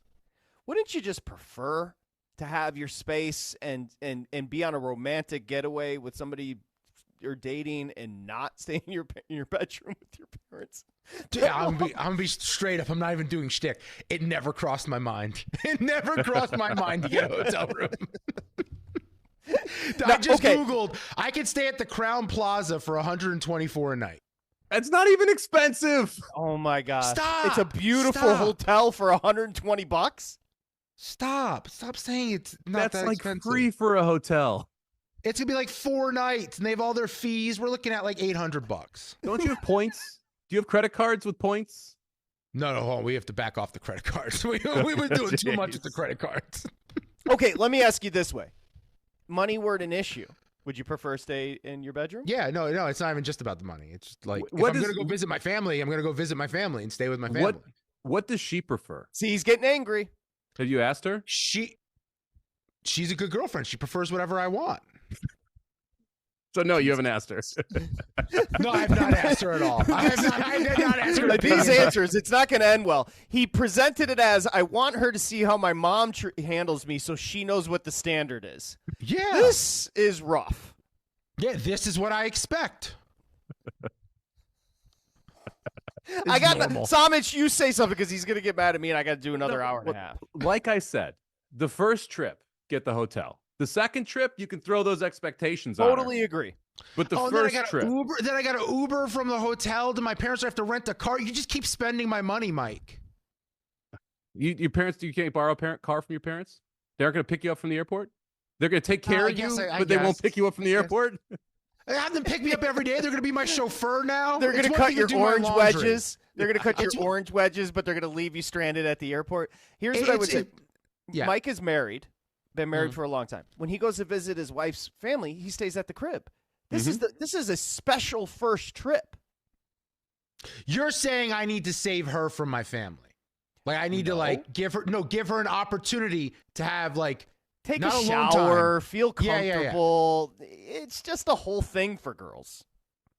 You guys are messing things up for me. That's all I know. I had a plan and it was going to work. And now you're just killing me. Just absolutely killing me. Here, just do this, Dustin. Just ask her. And if she says, I'm cool with the house, then you're good. But if she says, it'd be like, I've been thinking about it. I think it might not be a bad idea if we get a hotel room. No, What but do you but think? now but now it feels like the first date situation of like when the check comes, she's supposed to say, "Oh, let me pay for my part," and I'm supposed to say no. If I go to her and I go, "Well, maybe we should get a hotel now," she's of course going to do the correct polite thing and be like, "No, we don't need to do that." So now I need to do what she would do on the first date and go over the top and goes, "You know what? I'm going to save you. I have to get us a hotel." Because we got to get to Stuart Durst. I know this sounds crazy.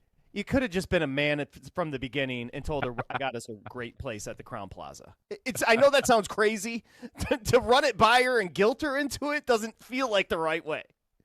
I still don't agree with any of this, but I think I'm supposed to do it. Mike Somich, VSiN at the track, Road to the Kentucky Derby, VSiN live on YouTube. He's going to be simulcasting with Halterman 4 to 7 on Kentucky Derby Saturday, Mad Dog Sports Radio and VSiN, and you can check them out. Of course, the articles over at VSiN.com on the draft, and, of course, VSiN hosts. Thank you, Michael. Appreciate it. You got it, guys. Good luck, Dustin. We're all rooting for you. Thank you. Stuart, Thank you. Stuart.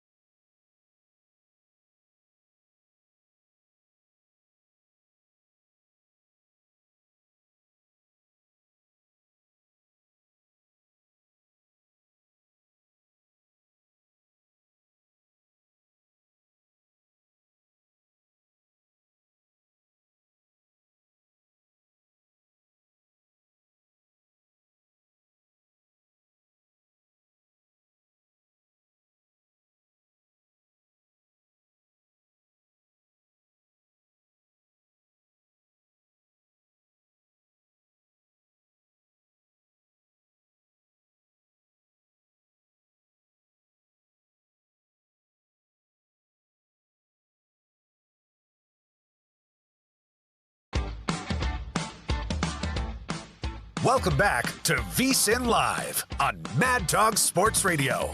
Here's Patrick Meagher and Dustin Swedelson.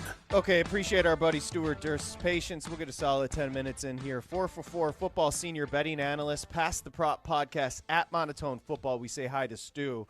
I know you're sweating right now, Dame, and the Pacers, boys, they lead 81-67, 7:50 to play in the second. The Thunder are up 70-52 over the Grizzlies at the break. Let's start with a game that is yet to tip tonight, Stu. Timberwolves, Lakers, 5.5. You got anything side total or prop in this one?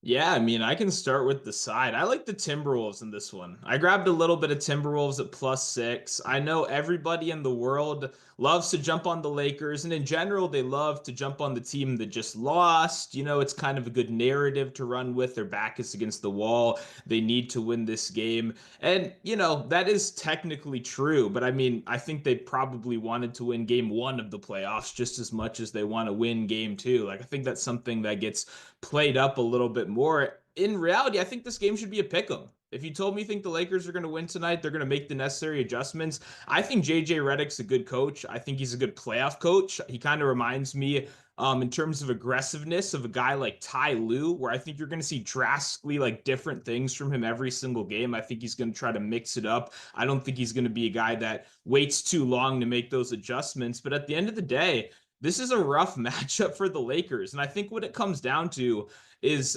one, they don't have a center. I mean, if you look at this team, right, Jackson Hayes barely played last game. He was immediately subbed out for Dorian Finney-Smith, who pretty much played the center position for the rest of that game. When they interviewed the Timberwolves after the game, they made it kind of clear that they're going to continue to attack that. Like when they talked about Jaden McDaniels, a guy who had a fantastic game, about why he was able to succeed so much, he was like, they took their rim protector out. When they take the rim, I'm just going to attack the rim. Like I'm 6'10". They're guarding me with, you know, Rui Hachimura, 6'6", kind of soft, like interior guy. Like they're just going to keep attacking. And that's just one role player. You got a ton of different guys. Naz Reid, how are you going to deal with his size off the bench, right? And then you obviously got the DiVincenzo's of the world. I just think when you look at this Lakers team, they have a lot of top-heavy offense. They have a lot of production from some of the best players that we've ever seen play basketball, but obviously it takes more than one or two guys to win a game. And I think when you look at it, the Timberwolves are a more complete team,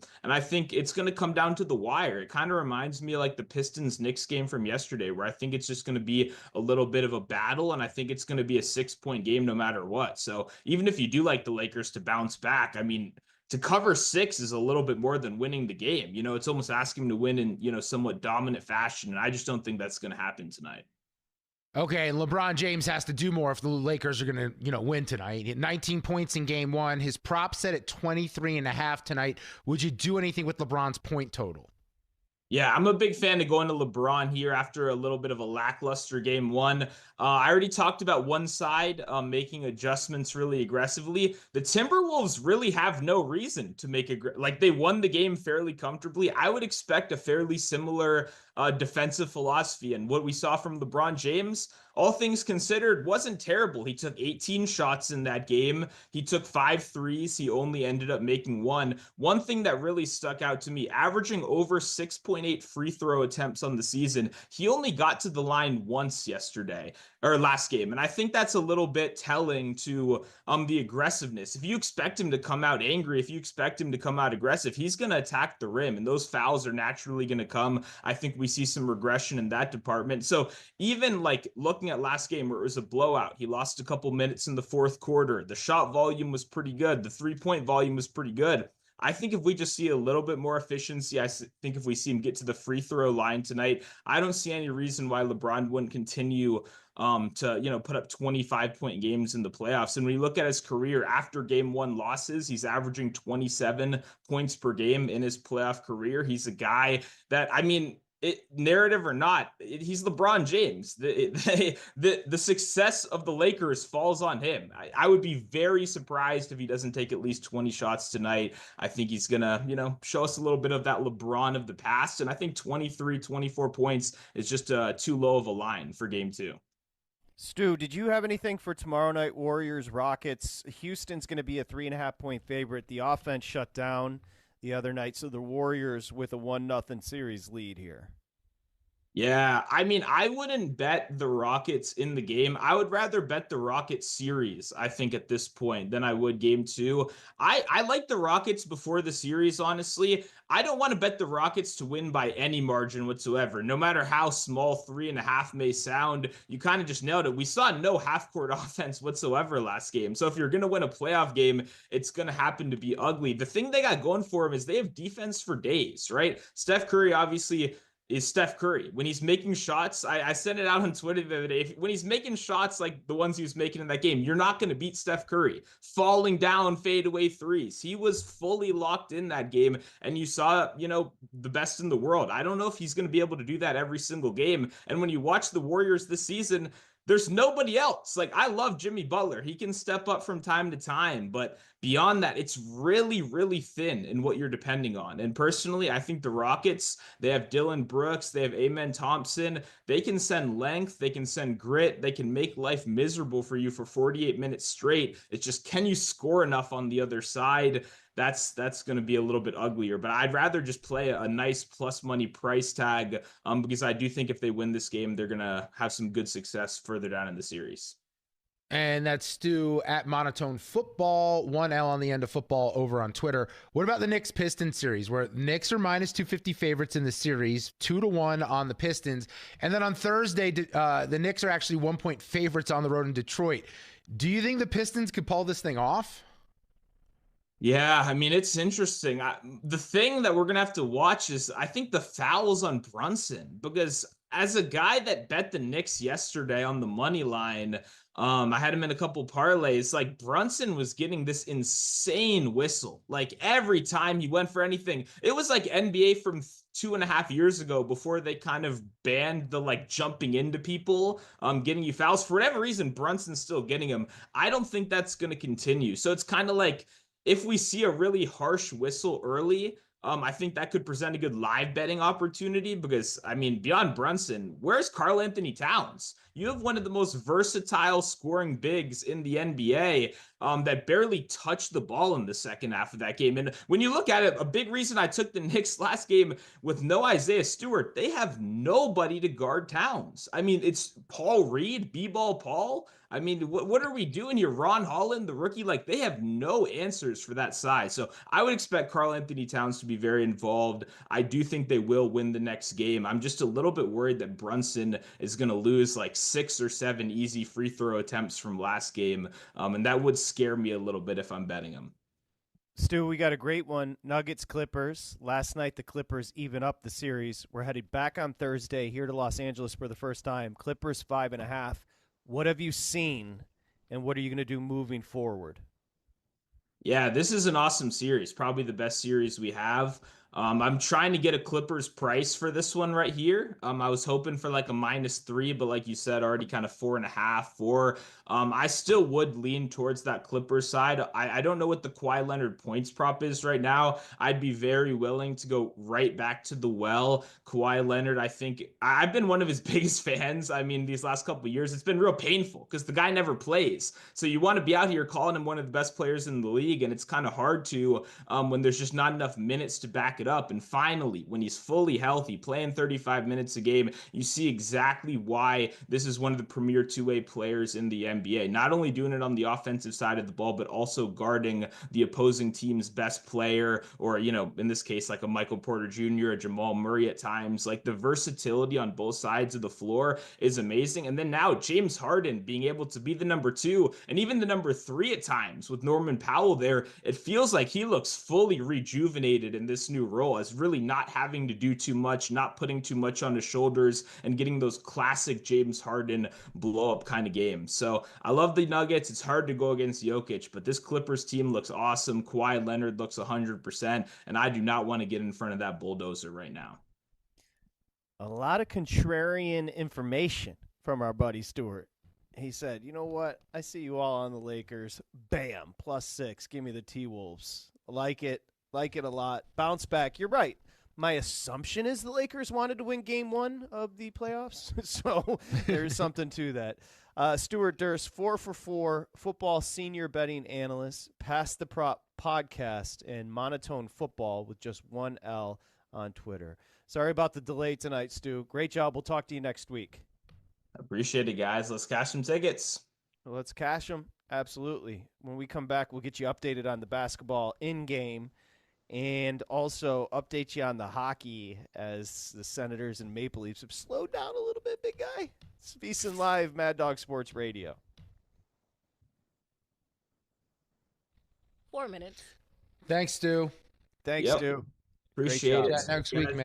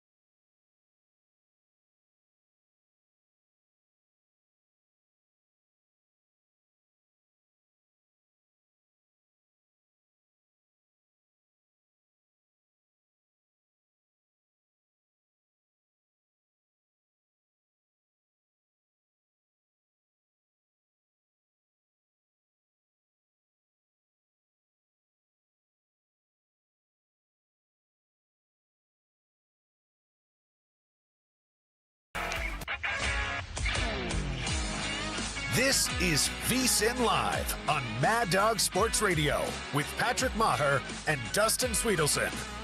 Yeah, a couple of duds so far in basketball. The Pacers are, well, I guess they're up 9, 2 minutes to play against the Bucks. They're up 11 now. And the Thunder are up 15 with 9 minutes to play over the Grizz. So we do have the Timberwolves Lakers yet to come. Maybe that'll get a little more exciting. The Panthers are on the board first against the Lightning. It's early, 1-0, and the Maple Leafs right now lead the Senators 2-0. 13 minutes to play in the second period. Let's open it up and get to your calls. We'll say hi to Rob in Phoenix here on VSiN Live. Hi, Rob. Patrick, what is up, my brother? How are you? Hey, man. Good. How are you, Rob? Good to hear from you. Yeah, long time no talk. Dustin, what's going on? Rob, I wish I had your voice. I'd be so much further along in my career if I had your voice. What's up? Well, I'll tell you what. I tried to find you in Vegas. The voiceover thing is hard, but I need your hookup, bro. I need to, let's go. Let's do this voiceover thing. You got connections? No, but if you're in Vegas, you can find me usually at Chica's Bonitas. Hey, I wanted to call while you were talking to that Stu guy. Dude, he loved the UFC pick. Patty killed that guy. God, I just wanted to talk to him. Oh my God, that was such a beatdown. And that dude was so confident. And my Irish roots, even though Patty's English, I still had to have a drink for it. But Jesus Christ, I lost my ass on that fight. Oh, no. Did you bet it, Rob? Good to hear from you. Yeah, I didn't actually follow the UFC card, so Strickland ended up getting pummeled by Patty. Yeah, but didn't he like Chandler the week before at like plus 145? So was it Chandler? Thought it was Chandler he liked. Did Chandler lose to Patty? Yeah, I think that's what happened. Chandler, the vet ended up losing. Patty the Batty. That's your boy. Hey, look, you win some, you lose some.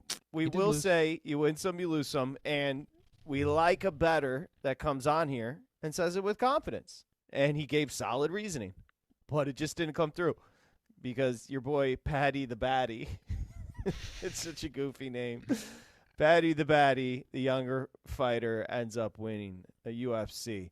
Okay, when we return, our buddy Eric Lindquist is going to join Odd Shopper. Again, we had him last week. We've had him a bunch, but really educated us last week and did a great job. So looking forward to talking to Eric coming up in just a bit. We'll get you updated, of course, on the basketball and hockey, and we've got Minnesota at the Lakers yet to come. It's VSiN Live, Mad Dog Sports Radio.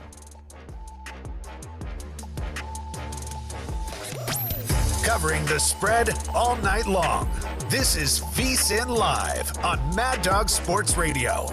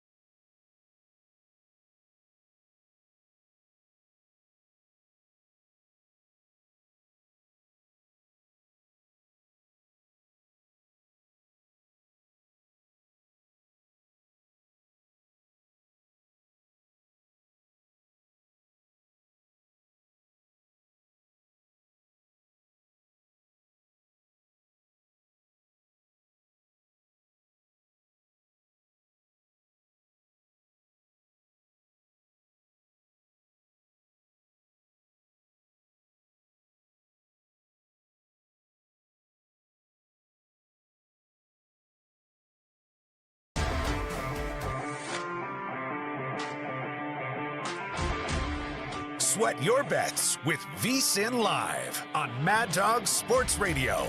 Here's Patrick Meagher and Dustin Swedelson.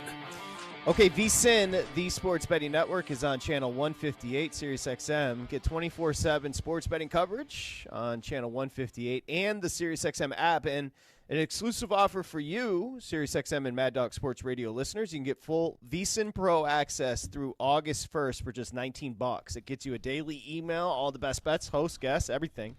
Exclusive betting splits, DraftKings, Circa Sports. Of course, you get the Kentucky Derby betting guide, the NFL betting guide. It's all there, people. Go to VSiN.com/subscribe. Use the promo code SIRIUS to lock in this special offer. Again, you're going to get it all the way through August 1st. VSiN, the sports betting network. As we do welcome you back here on VSiN Live, Mad Dog Sports Radio. Dustin Swedelson, I'm Patrick Meagher. Nia Hardman back in New York City. I got our boy Ryan Smith on the YouTube channel there. In Vegas at VSiN Live on YouTube. Dustin Swedelson broadcasting from the Sirius XM studios at the Wynn. Shout out to our buddy John Goulet. So that's a lot. And with that, we bring in our buddy Eric Lindquist, who does an amazing job. He, like me, he loves the taxes in California. No, I'm just playing. Odd shopper, betting analyst. Don't get me started. At Eric Lindquist, and he joins us now. Eric, good to see you, buddy. How are you? Good to see you. Yeah, it was a fantastic weekend out in Scottsdale. So splitting time between Arizona here, and it's good times. It's good times to be able to get somewhere where I don't know, just hearing about property taxes in other places and just but it is relative. I never thought that would turn me on, but at 37 years of age, I got to tell you, it's attractive. It is very, very attractive. It's hotter than any girl I dated before my wife. I can tell you that much. Yeah. You know, you've been married for a while when property taxes turn you on, but at the same time, as a single man, I totally get it. All right, let's we could talk about that for a whole more than just what we did. So we were talking with a previous guest about it does feel like the world expects a bounce back from the Lakers tonight, but you're saying not so fast, my friend. T-Wolves catching 6 is a good price, and that's what you're taking. Yeah, it just comes down to what you think these two teams are going to do in adjustments. And everybody gets caught in the sphere of what happened in game one. What happened in game one was an outlier. I don't think Minnesota is going to be that dominant in so many different facets of the game. I mean, Luka got out of the gate hot. Then Naz Reid just did playoff Naz Reid things. It was really, really fun. And as a Timberwolves fan, very much enjoyed it. But not so fast, my friends. We got to definitely give the Lakers some of the credit that they have, and that's why I'm snagging 6. I mean, I still have this at 3.5. You put it on a neutral floor, I do think it's more of pick'em territory, and we're going to go to Minnesota. I bet we see, depending on where the series price is going to be and where everything else is at, if it's 1-1 going into this one, I bet we see only like 2.5, and then probably gets to the 3.5 territory if the Lakers are down 0-2. Because the main thing that happens today is that no matter in the second half, LeBron James is going to play a bunch of minutes. And then take into account the next game. And this is the thing I haven't heard anybody talk about, and it's my biggest handicapping edge, I think, for this game. They don't play again till Friday. It is Tuesday.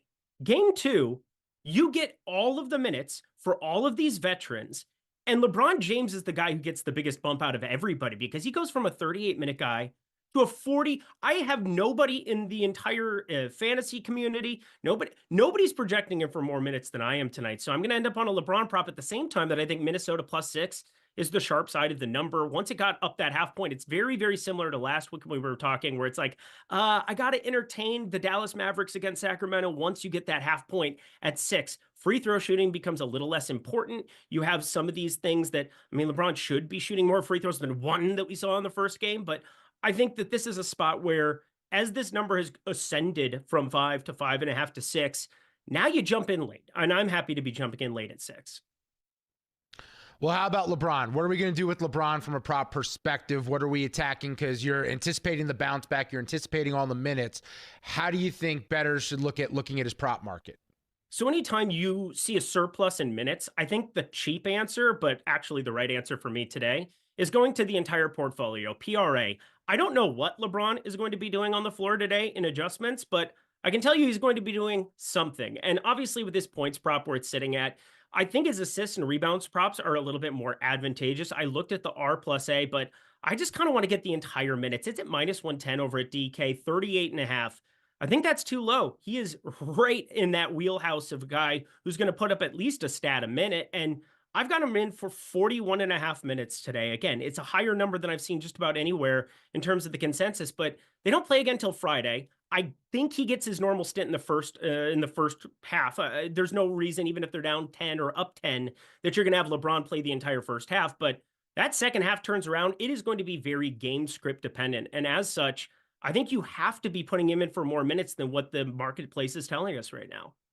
We had, Eric, a huge adjustment on the series price after obviously dominance from the T-Wolves in game one. How would you price out the series, and what do you expect moving forward? What's the current price? I actually don't have it pulled up right now because I looked at it earlier and it looked pretty efficient, but what's the current price? What do you got? Timberwolves minus 145, Lakers plus 120. I just want to make sure that I'm putting it in correctly and not misspeaking. I think that's about perfect. I mean, we can't sit here with the Timberwolves. That first game didn't tell us a whole lot of anything, if I'm being honest. And that is as a Minnesota homer. So I can't look at that first game and say that there's a lot that we learned. Who are the closing lineups in a game that matters? I have no idea. And that's kind of leading into the other prop that I do like on this game. If you're looking for one other play, you're putting together a single game parlay, which is obviously all the trends and everybody wants to do that over on X these days. But I love Nickeil Alexander-Walker today. I think he's going to play over top of one Mike Conley more and more and more. Nickeil Alexander-Walker, I'm actually... we've still got just about an hour until tip-off. There's a ladder in play for him. He played 33 minutes against the Utah Jazz in the last game of the season, which doesn't sound important because you're like, well, it's the Utah Jazz.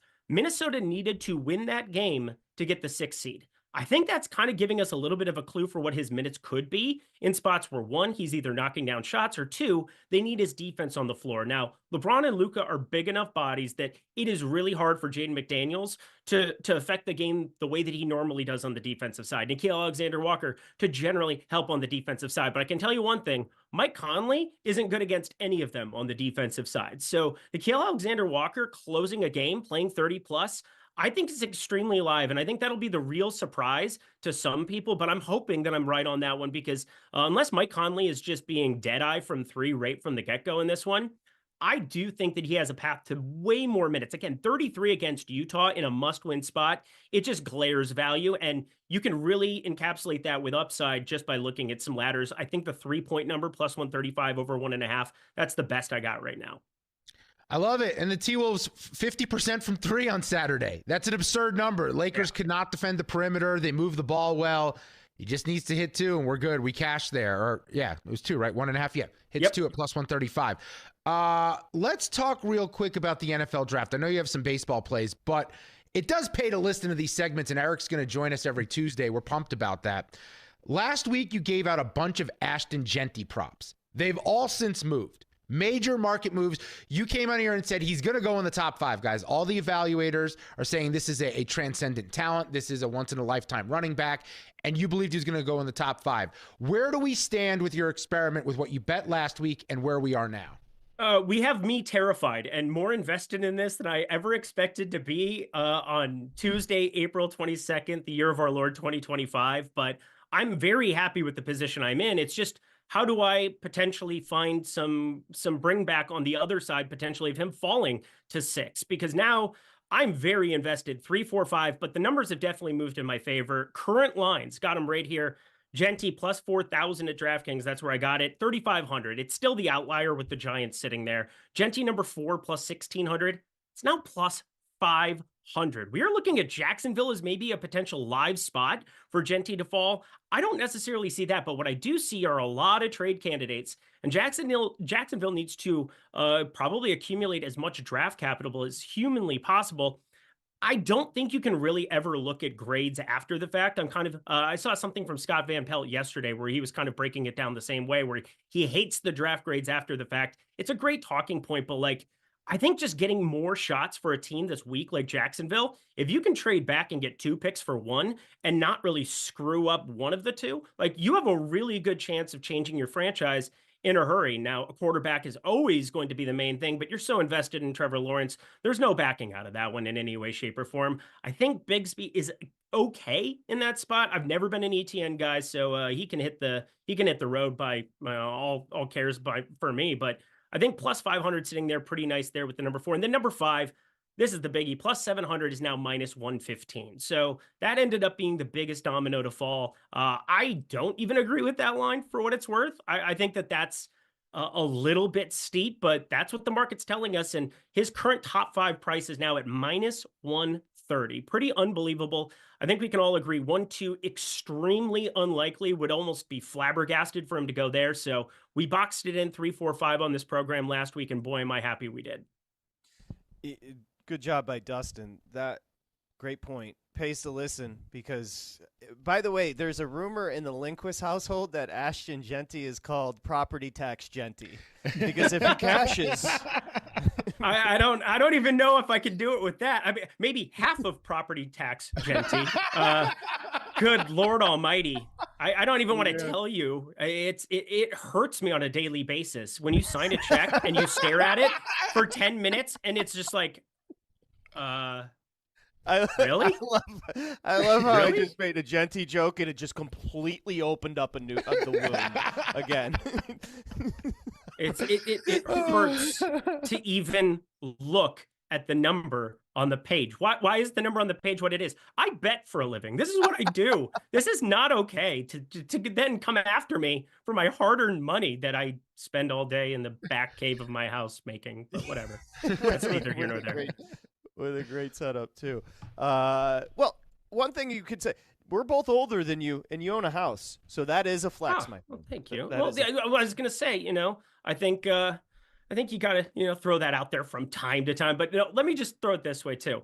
I married well above my pay grade, so way to go, me. Pat on the back for that. I think that's the number way to ascend in life is just like truly luck out. Like, I don't even know what else to say. It's like a fortuitous meet cute that turns into like, oh, now I can actually be an adult again rather than drive to Vegas every single weekend, bet on absolutely every golf futures I possibly can, then drive back home and then do it all over again for like 18 weeks of the year probably. So I'm happy to be able to kind of stay put and have my life set up in that way. I was just now you opened the door to a theme that has been steady throughout the program. So let's go there. Eric Lindquist, odd shopper, betting analyst at Eric Lindquist. What did Dustin do? Well, you nailed it. So listen, I had to go home to Michigan. I'm now again. It's different. I'm 47. Family's family. But when I go home, I get a hotel. Dustin said, "Man, that's crazy because I'm going with my girlfriend." Now, again, it's honeymoon phase, 6 months, right around there, big guy. 6-7 months, yeah. They're very serious. And he is taking his girlfriend home to see the family for the first time. And he said, when I said the hotel, he goes, "That's crazy because I'm not even getting a hotel and I'm taking my girlfriend home for the first time." Parameters. Dustin's 40. I said, now he gets mad at me, but I said, dude, you have to get a hotel room. You can't be staying in your childhood room on a twin-size bed. Ooh. You can tell us what you would do and what advice you would give to the big guy here. All right. I really, really, really hope my wife isn't listening. But this, I will say this. I think it's very age dependent because I think when I was 25, didn't we all just go home with our girl at the time when we were 25? Right. My guess is that this is probably the first time that Dustin's had a serious relationship in some time. So perhaps Dustin, and I mean this in the most respectful manner, that maybe you are attributing some younger philosophies in your life and not adjusting to the fact that you are a 40-year-old man who needs to now not take his girlfriend home to the bumper car bed with a water bed and a baseball bat lamp. Like what are we actually doing? Get the damn hotel. What are you doing? No. It didn't. It never even occurred to me that would be a thought. That would be an option. No, you have to, buddy. As a friend, because I feel like we're kind of getting into the friend territory. Yeah. For the love of God, get a hotel. You're setting things up for. Also, then you have to talk to her. Like you want her to enjoy time in your hometown. Where are you from? It's not where I grew up, but it's Atlanta. It's in Atlanta. That's a fun place. There are things to do in Atlanta. You can go and do an own dinner. You can then have nice limited time. You get to truly control all the elements of the time that you spend around your folks too. I feel like I found my second calling as a therapist, and I didn't even see this one coming, but like control the environment early so that she has a good time. Your parents enjoy her, and then it's a win-win. It's so hard to do if you're under the same roof. Do you hear dad snoring in the other room? Do you hear, some tick up on the rooftop? Or does she end up in the house of horrors of all your ex-girlfriends? Like, these are all bad things. Okay, so you pegged a few things properly. Hold on, before you respond. You could tell he reads people and sports betting for a living, because his breakdown that you're probably stuck, to be fair, Dustin, in your past with bringing girls home, which would have been 20s. Mm-hmm. Now 40, you're still probably mentally back there, not recognizing we're in a different place in life. 100%. And not that I'm talking from experience. I'm 100% talking from experience. But I think that's the path you want to take, my friend, from experience. But not. We would say the last girl I brought home was 2009. 2009, to be fair. That was the last time we did check, this. Judges, can we check the calendar? Oh, it's not 20. It's been 84 years. Okay, Titanic. So that's true. But you didn't factor in this one aspect. It will offend my parents if we stay somewhere else. It will offend them that we're not staying with them. Well, have you even asked them, or is that an assumption? No, why does everyone want to ruin this for me and spend my money? I do not want to buy Don't say it about your parents then. Tell Eric the truth. You don't want to spend $120 on a beautiful hotel in Atlanta where you could impress her. Just tell him the truth. It's $120 a night, and the flights are going to be like $1,000, and I'm going to have to rent a car, and it's going to be a whole thing. Why do I have to spend all this money when we have a free place to stay? The relationship already costs a ton of money. Do you know how much it costs to go out to dinner for two people who eat as much as I do? Come on. I disagree. But anyway, that's neither here nor there. I got to tell you, my friend, Eric, it is not something you can replace. You can't replace is $120. Hang on, let's make it $500. Let's $500. Let's set the bar extra high per night. 3 nights, $500, $1,500. Is that worth your parents liking this girl? They've already met. They've already hung out. We also didn't add in the fact that the first time she met them, we all stayed at my apartment. We should add that. But I called that crazy. What? He had his, hold on, listen, Eric, listen. He had his parents to his apartment in Vegas the first time he met his girlfriend, and they all stayed in the same apartment. For 3 days. What is wrong with you? Maybe Hold on, big guy. Because you just said something. You were talking about the money. By the way, Aaron Halterman is listening. He said, get a hotel, Dustin, $120. Yes. That's cheap. And Eric, I'm being fair. Night. It's a night. You guys we know what night. We know what a hotel costs. It's not $120 for 4 nights. Like, dude, chill. Up. But Eric, here's what I said. I said, the next time you go visit, I wouldn't do it, but if you want to stay with your parents, I get it. This is a special time. Women like to have their own space. They like to feel like they're being taken care of. You agree, the first time, you have to splurge. Yes. You can't replicate the first time of like this experience, and that's the thing. I brought up positive EV last week. The positive expected value here is that if you treat her well and you make her comfortable, you will probably get something in return, not just from her, but towards your parents, their happiness, their joy. And again, if it's super offensive to them that you're not going to spend 24 hours with them around the clock, you can still go over and like watch a movie until 11 o'clock and get to know each other and have those conversations. And then you know what happens when you go to bed? You drive to the hotel 15 minutes away and you go to bed where you could do the hanky-panky and you're fine. Dustin, buddy. also, if your parents are super offended and you're 40 years old, I think it's time to have a talk with your parents. What about this? What if we meet in the middle and I stay at my sister's house? What if we do that? What? What are these ideas? Where do they come from? I don't want to get a hotel. Why would I pay pay to sleep somewhere when I have free beds everywhere? So I think everybody understand needs what to any bet of you the are under saying. 3.5 strikeouts for Patrick Corbin, plus 116. He's got around a 15% K rate. He's going up against the Athletics in this Sacramento bandbox, and he's going to get shelled finally after last week's fluke from a spider bite. I don't know what happened, but Patrick Corbin under 3.5 strikeouts. I like it. Corbin Carroll's going to hit a home run. So if you enjoy such things, he's plus 305. Segment over. This is well. First off, thank you for helping, because he gets mad at me. I love the guy, but he gets mad at me, and he gets mad when people try to help him. Like I'm trying to say, make it great. Anyway, Patrick Corbin under 3.5 strikeout. Plus, I'll actually, you know what? I'll give you money. If you don't believe that I want it to work for you, I'll literally give you money for 2 nights. I will Venmo you. I will send this. Can we do a GoFundMe? Can we do this? The hotel room. So Patrick said. I need the GoFundMe to cut it off at like $450. Like I need like a cutoff that's just ridiculous and like unlike anything else on the website.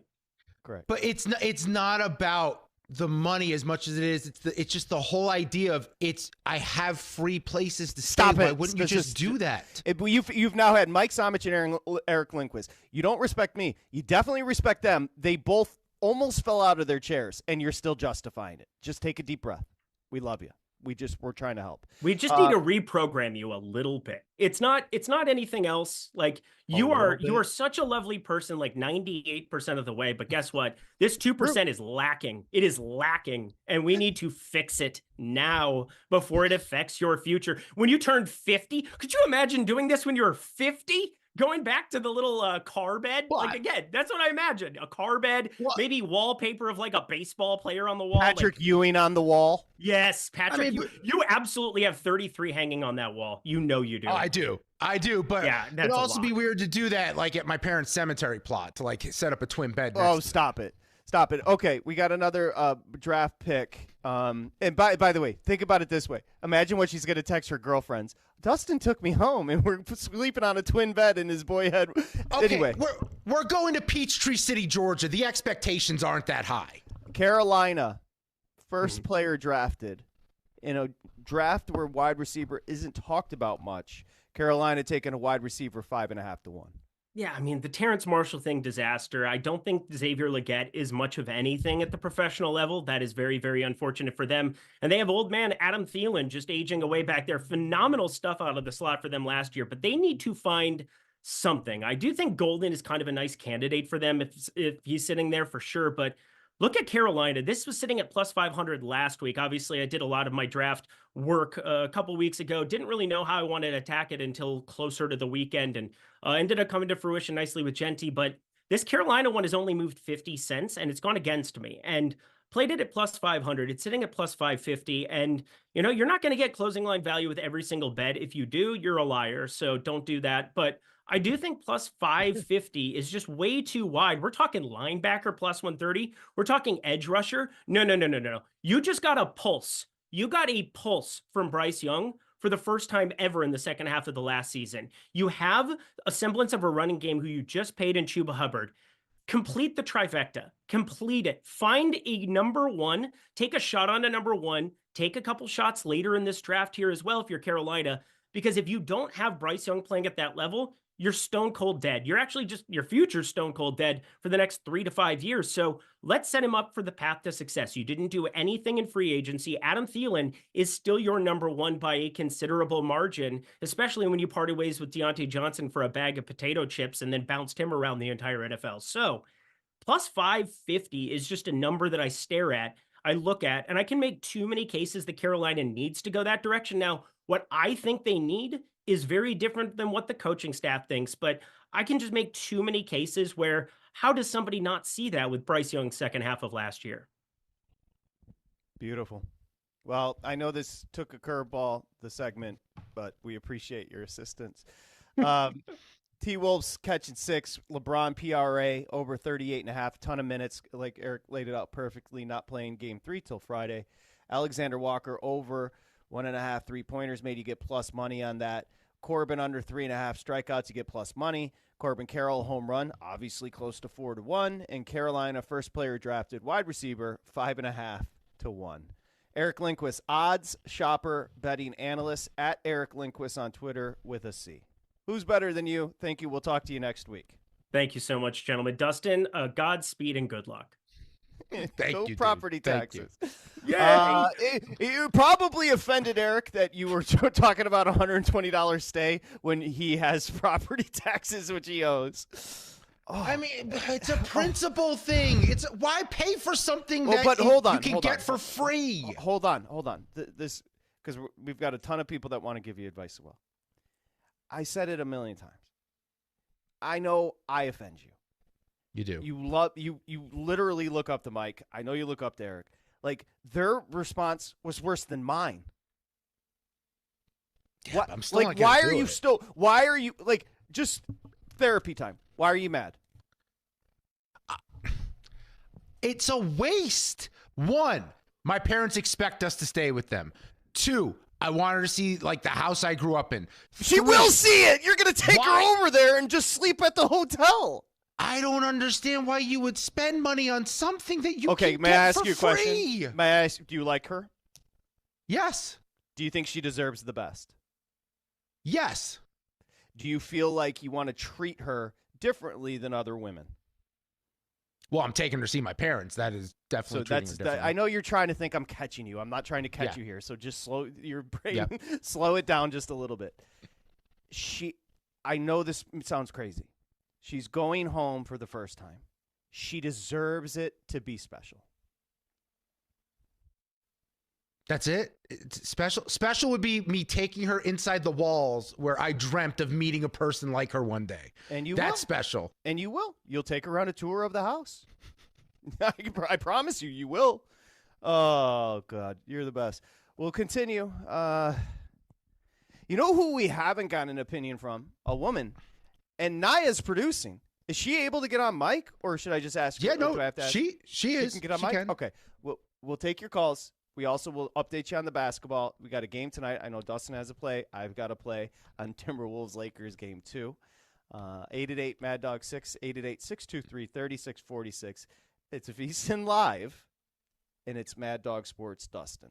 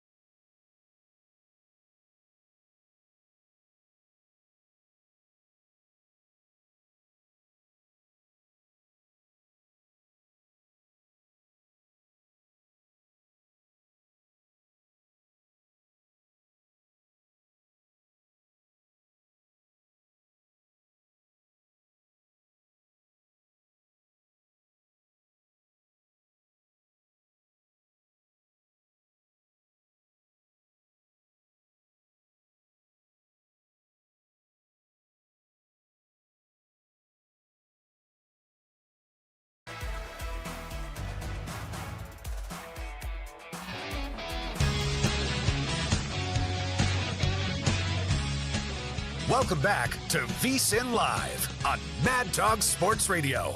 Here's Patrick Meagher and Dustin Swedelson. Okay, the Bucks are on a 13-0 run and have cut it to 2. Siakam just hit a 3 with 2 minutes to play to end the 13-0 run by the Bucks. It's 118-113, 2 minutes to play. We got a 5-point game. The number closed, I think, Dustin, 4.5.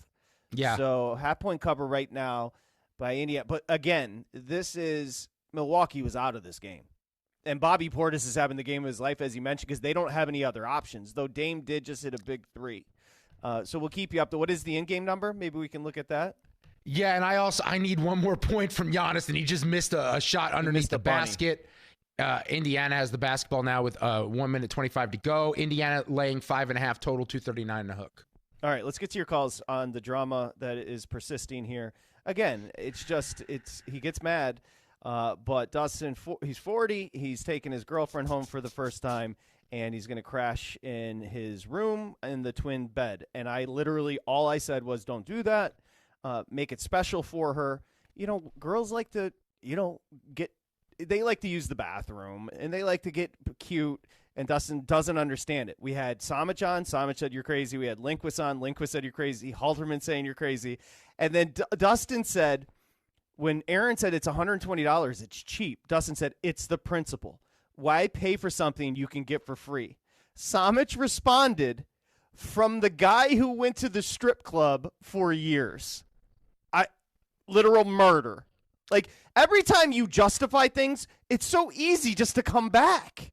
Yeah, but if you're going to say, like, getting some, like having sex, we can say that phrase, it's never free.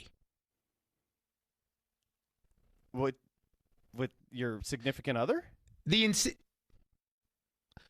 point is, in order to go to the strip club, it's never free. Do you know what I mean? Like, to go pick up a girl at a bar and take her out and hook up with her later that night, it's never free. It always costs something. It costs a little less to go get a cocktail at a bar and pick up a girl than it does to go to a strip club. Sometimes. See, why are you parsing? You're making the show boring. Just admit that it costs more to go to a effing strip club. Okay, it does. It okay, does. Thank you, Dustin. Thank you. All right, would you like me to add one more development to this? You know what else? You have to drink at the strip club, so it's the same thing. True. I'll add one more development. Next Thursday, my girlfriend is visiting me out here in Vegas. She gets in on Thursday.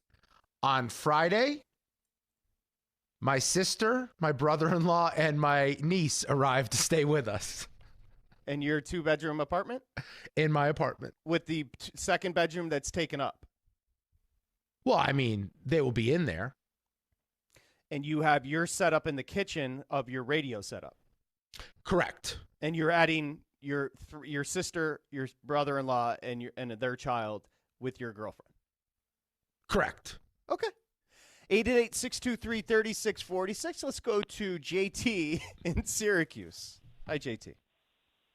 Hey, what's going on, guys? What's up? I'll be quick. It's like twofold. You guys are being way too harsh here. Thank you. I think that it's a good thing because you think of, her and the parents, a little meet the Fokker situation. There's going to be some awkward moments, and is she going to be into it or the parents going to be into it? These are things that you want to know early, right? Like, he knows his parents' quirks. You get to know that stuff out in the open right now. Second thing, the car bed. Like, there's not going to be a car bed. I'm sure. I mean, well, you're taking it too literal there, JT. There's not a car bed. We know that. We're having some fun. And by the way, she already knows she likes his parents because they met for the first time in his 2-bedroom apartment and all stayed there. So we're talking about making something special. But if I do get a hotel now, my parents will know I got a hotel because she wanted me to get a hotel, and now they won't like her. Didn't factor that in. Again, I think you might have to have a conversation with your mom and dad. There seems to be some weird stuff going on there. Christian in Dallas. Christian, hi. Hey, so real quick, Patty, the only money you should be spending is on getting a cameo with Mike Gundy to our boy over here, the big guy, saying, "You're a man. You're 40. Get a goddamn hotel room." Here's why. Dustin, do you have any pets? Do I have any pets? No, I don't have any pets. Your parents have any pets in their house? They do. Easy out. She's allergic. Boom. No awkwardness, no nothing. She is literally allergic to whatever pet it is. Christian, your phone is hard to hear, but we heard the pet thing, which is true. I will say this. My parents have a dog. His name is Oscar. He is stupid. He could be the thing that breaks us up. I will be fair about that. Our producer in New York is Naya Harbin. She is a female, and she joins us now. Naya, you've heard the conversation for 2 hours and 38 minutes. Do you have an opinion? Yeah, I'm sorry, Dustin, but I'm not on your side on this one. It's just intense. It's a very intense choice, and she just has to prepare for a lot. Like, what about the breakfast? Going downstairs for breakfast at the breakfast table, kitchen, waking up. There's a lot of politics when you're staying at the house. Yeah, look, I'm not going to deny my family's a lot. I'm not like it's loud. They're originally from New York. They're obnoxious. They're good people, but they're obnoxious. Yeah, of course. I would point out that she does have to get ready for this. If she wants to spend forever with me, she needs to be ready. At some point, we just throw her in the deep end and let her swim. Naya, as a woman, and your 40-year-old boyfriend is taking you home, are there reasons like just wanting to feel comfortable and maybe a little separation and having your own space? Is there something to that? Right. You want your own space. You need a little breathing room. You want to get ready. You want to prepare yourself. You just don't want to be around it all the time. Maybe. Knocking maybe on the door to one. see if your mom or dad, like if mom or dad are in the, then your girlfriend can't go in the bathroom. Exactly. What if she catches someone in the bathroom? There's a lot of scenarios that could happen. A lot of scenarios. Why does everyone want me to spend all my money on things that I don't have to spend money on? There's a free place to stay. We could stay there. We could stay with my sister. We have options. You mentioned that. And your sister would certainly pay you back because she's coming to stay with you in 900 That's square what feet. I'm saying. Tick for tack. Right. Yeah. I swear, I would, if I had an apartment in Las Vegas and my sister and her husband and her child were coming and I was dating a girl for 6 or 7 months, I swear I would let my sister and husband and kids stay there and I'd get us a hotel. You can't do that to anybody. You just can't do that to people. That's crazy. They would be so offended if I did that. So offended. Well, this keeps on getting deeper about family issues. It's not an issue. We want to be together. Everyone wants to hang out together. You literally don't like your family. They're annoying. I will say that. I'll say that. They're annoying. They're very annoying. They get under my skin a lot. But she likes them. She likes my family more than I like my family.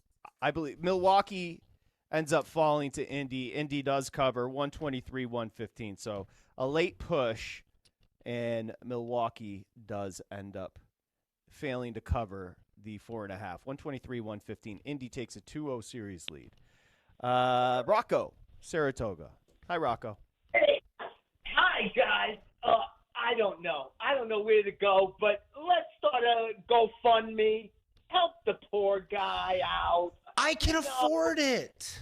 You can afford it? That's what you've been saying the whole time, that you can't afford it. I can't afford it. I don't want to spend it. It's stupid. Why am I spending money?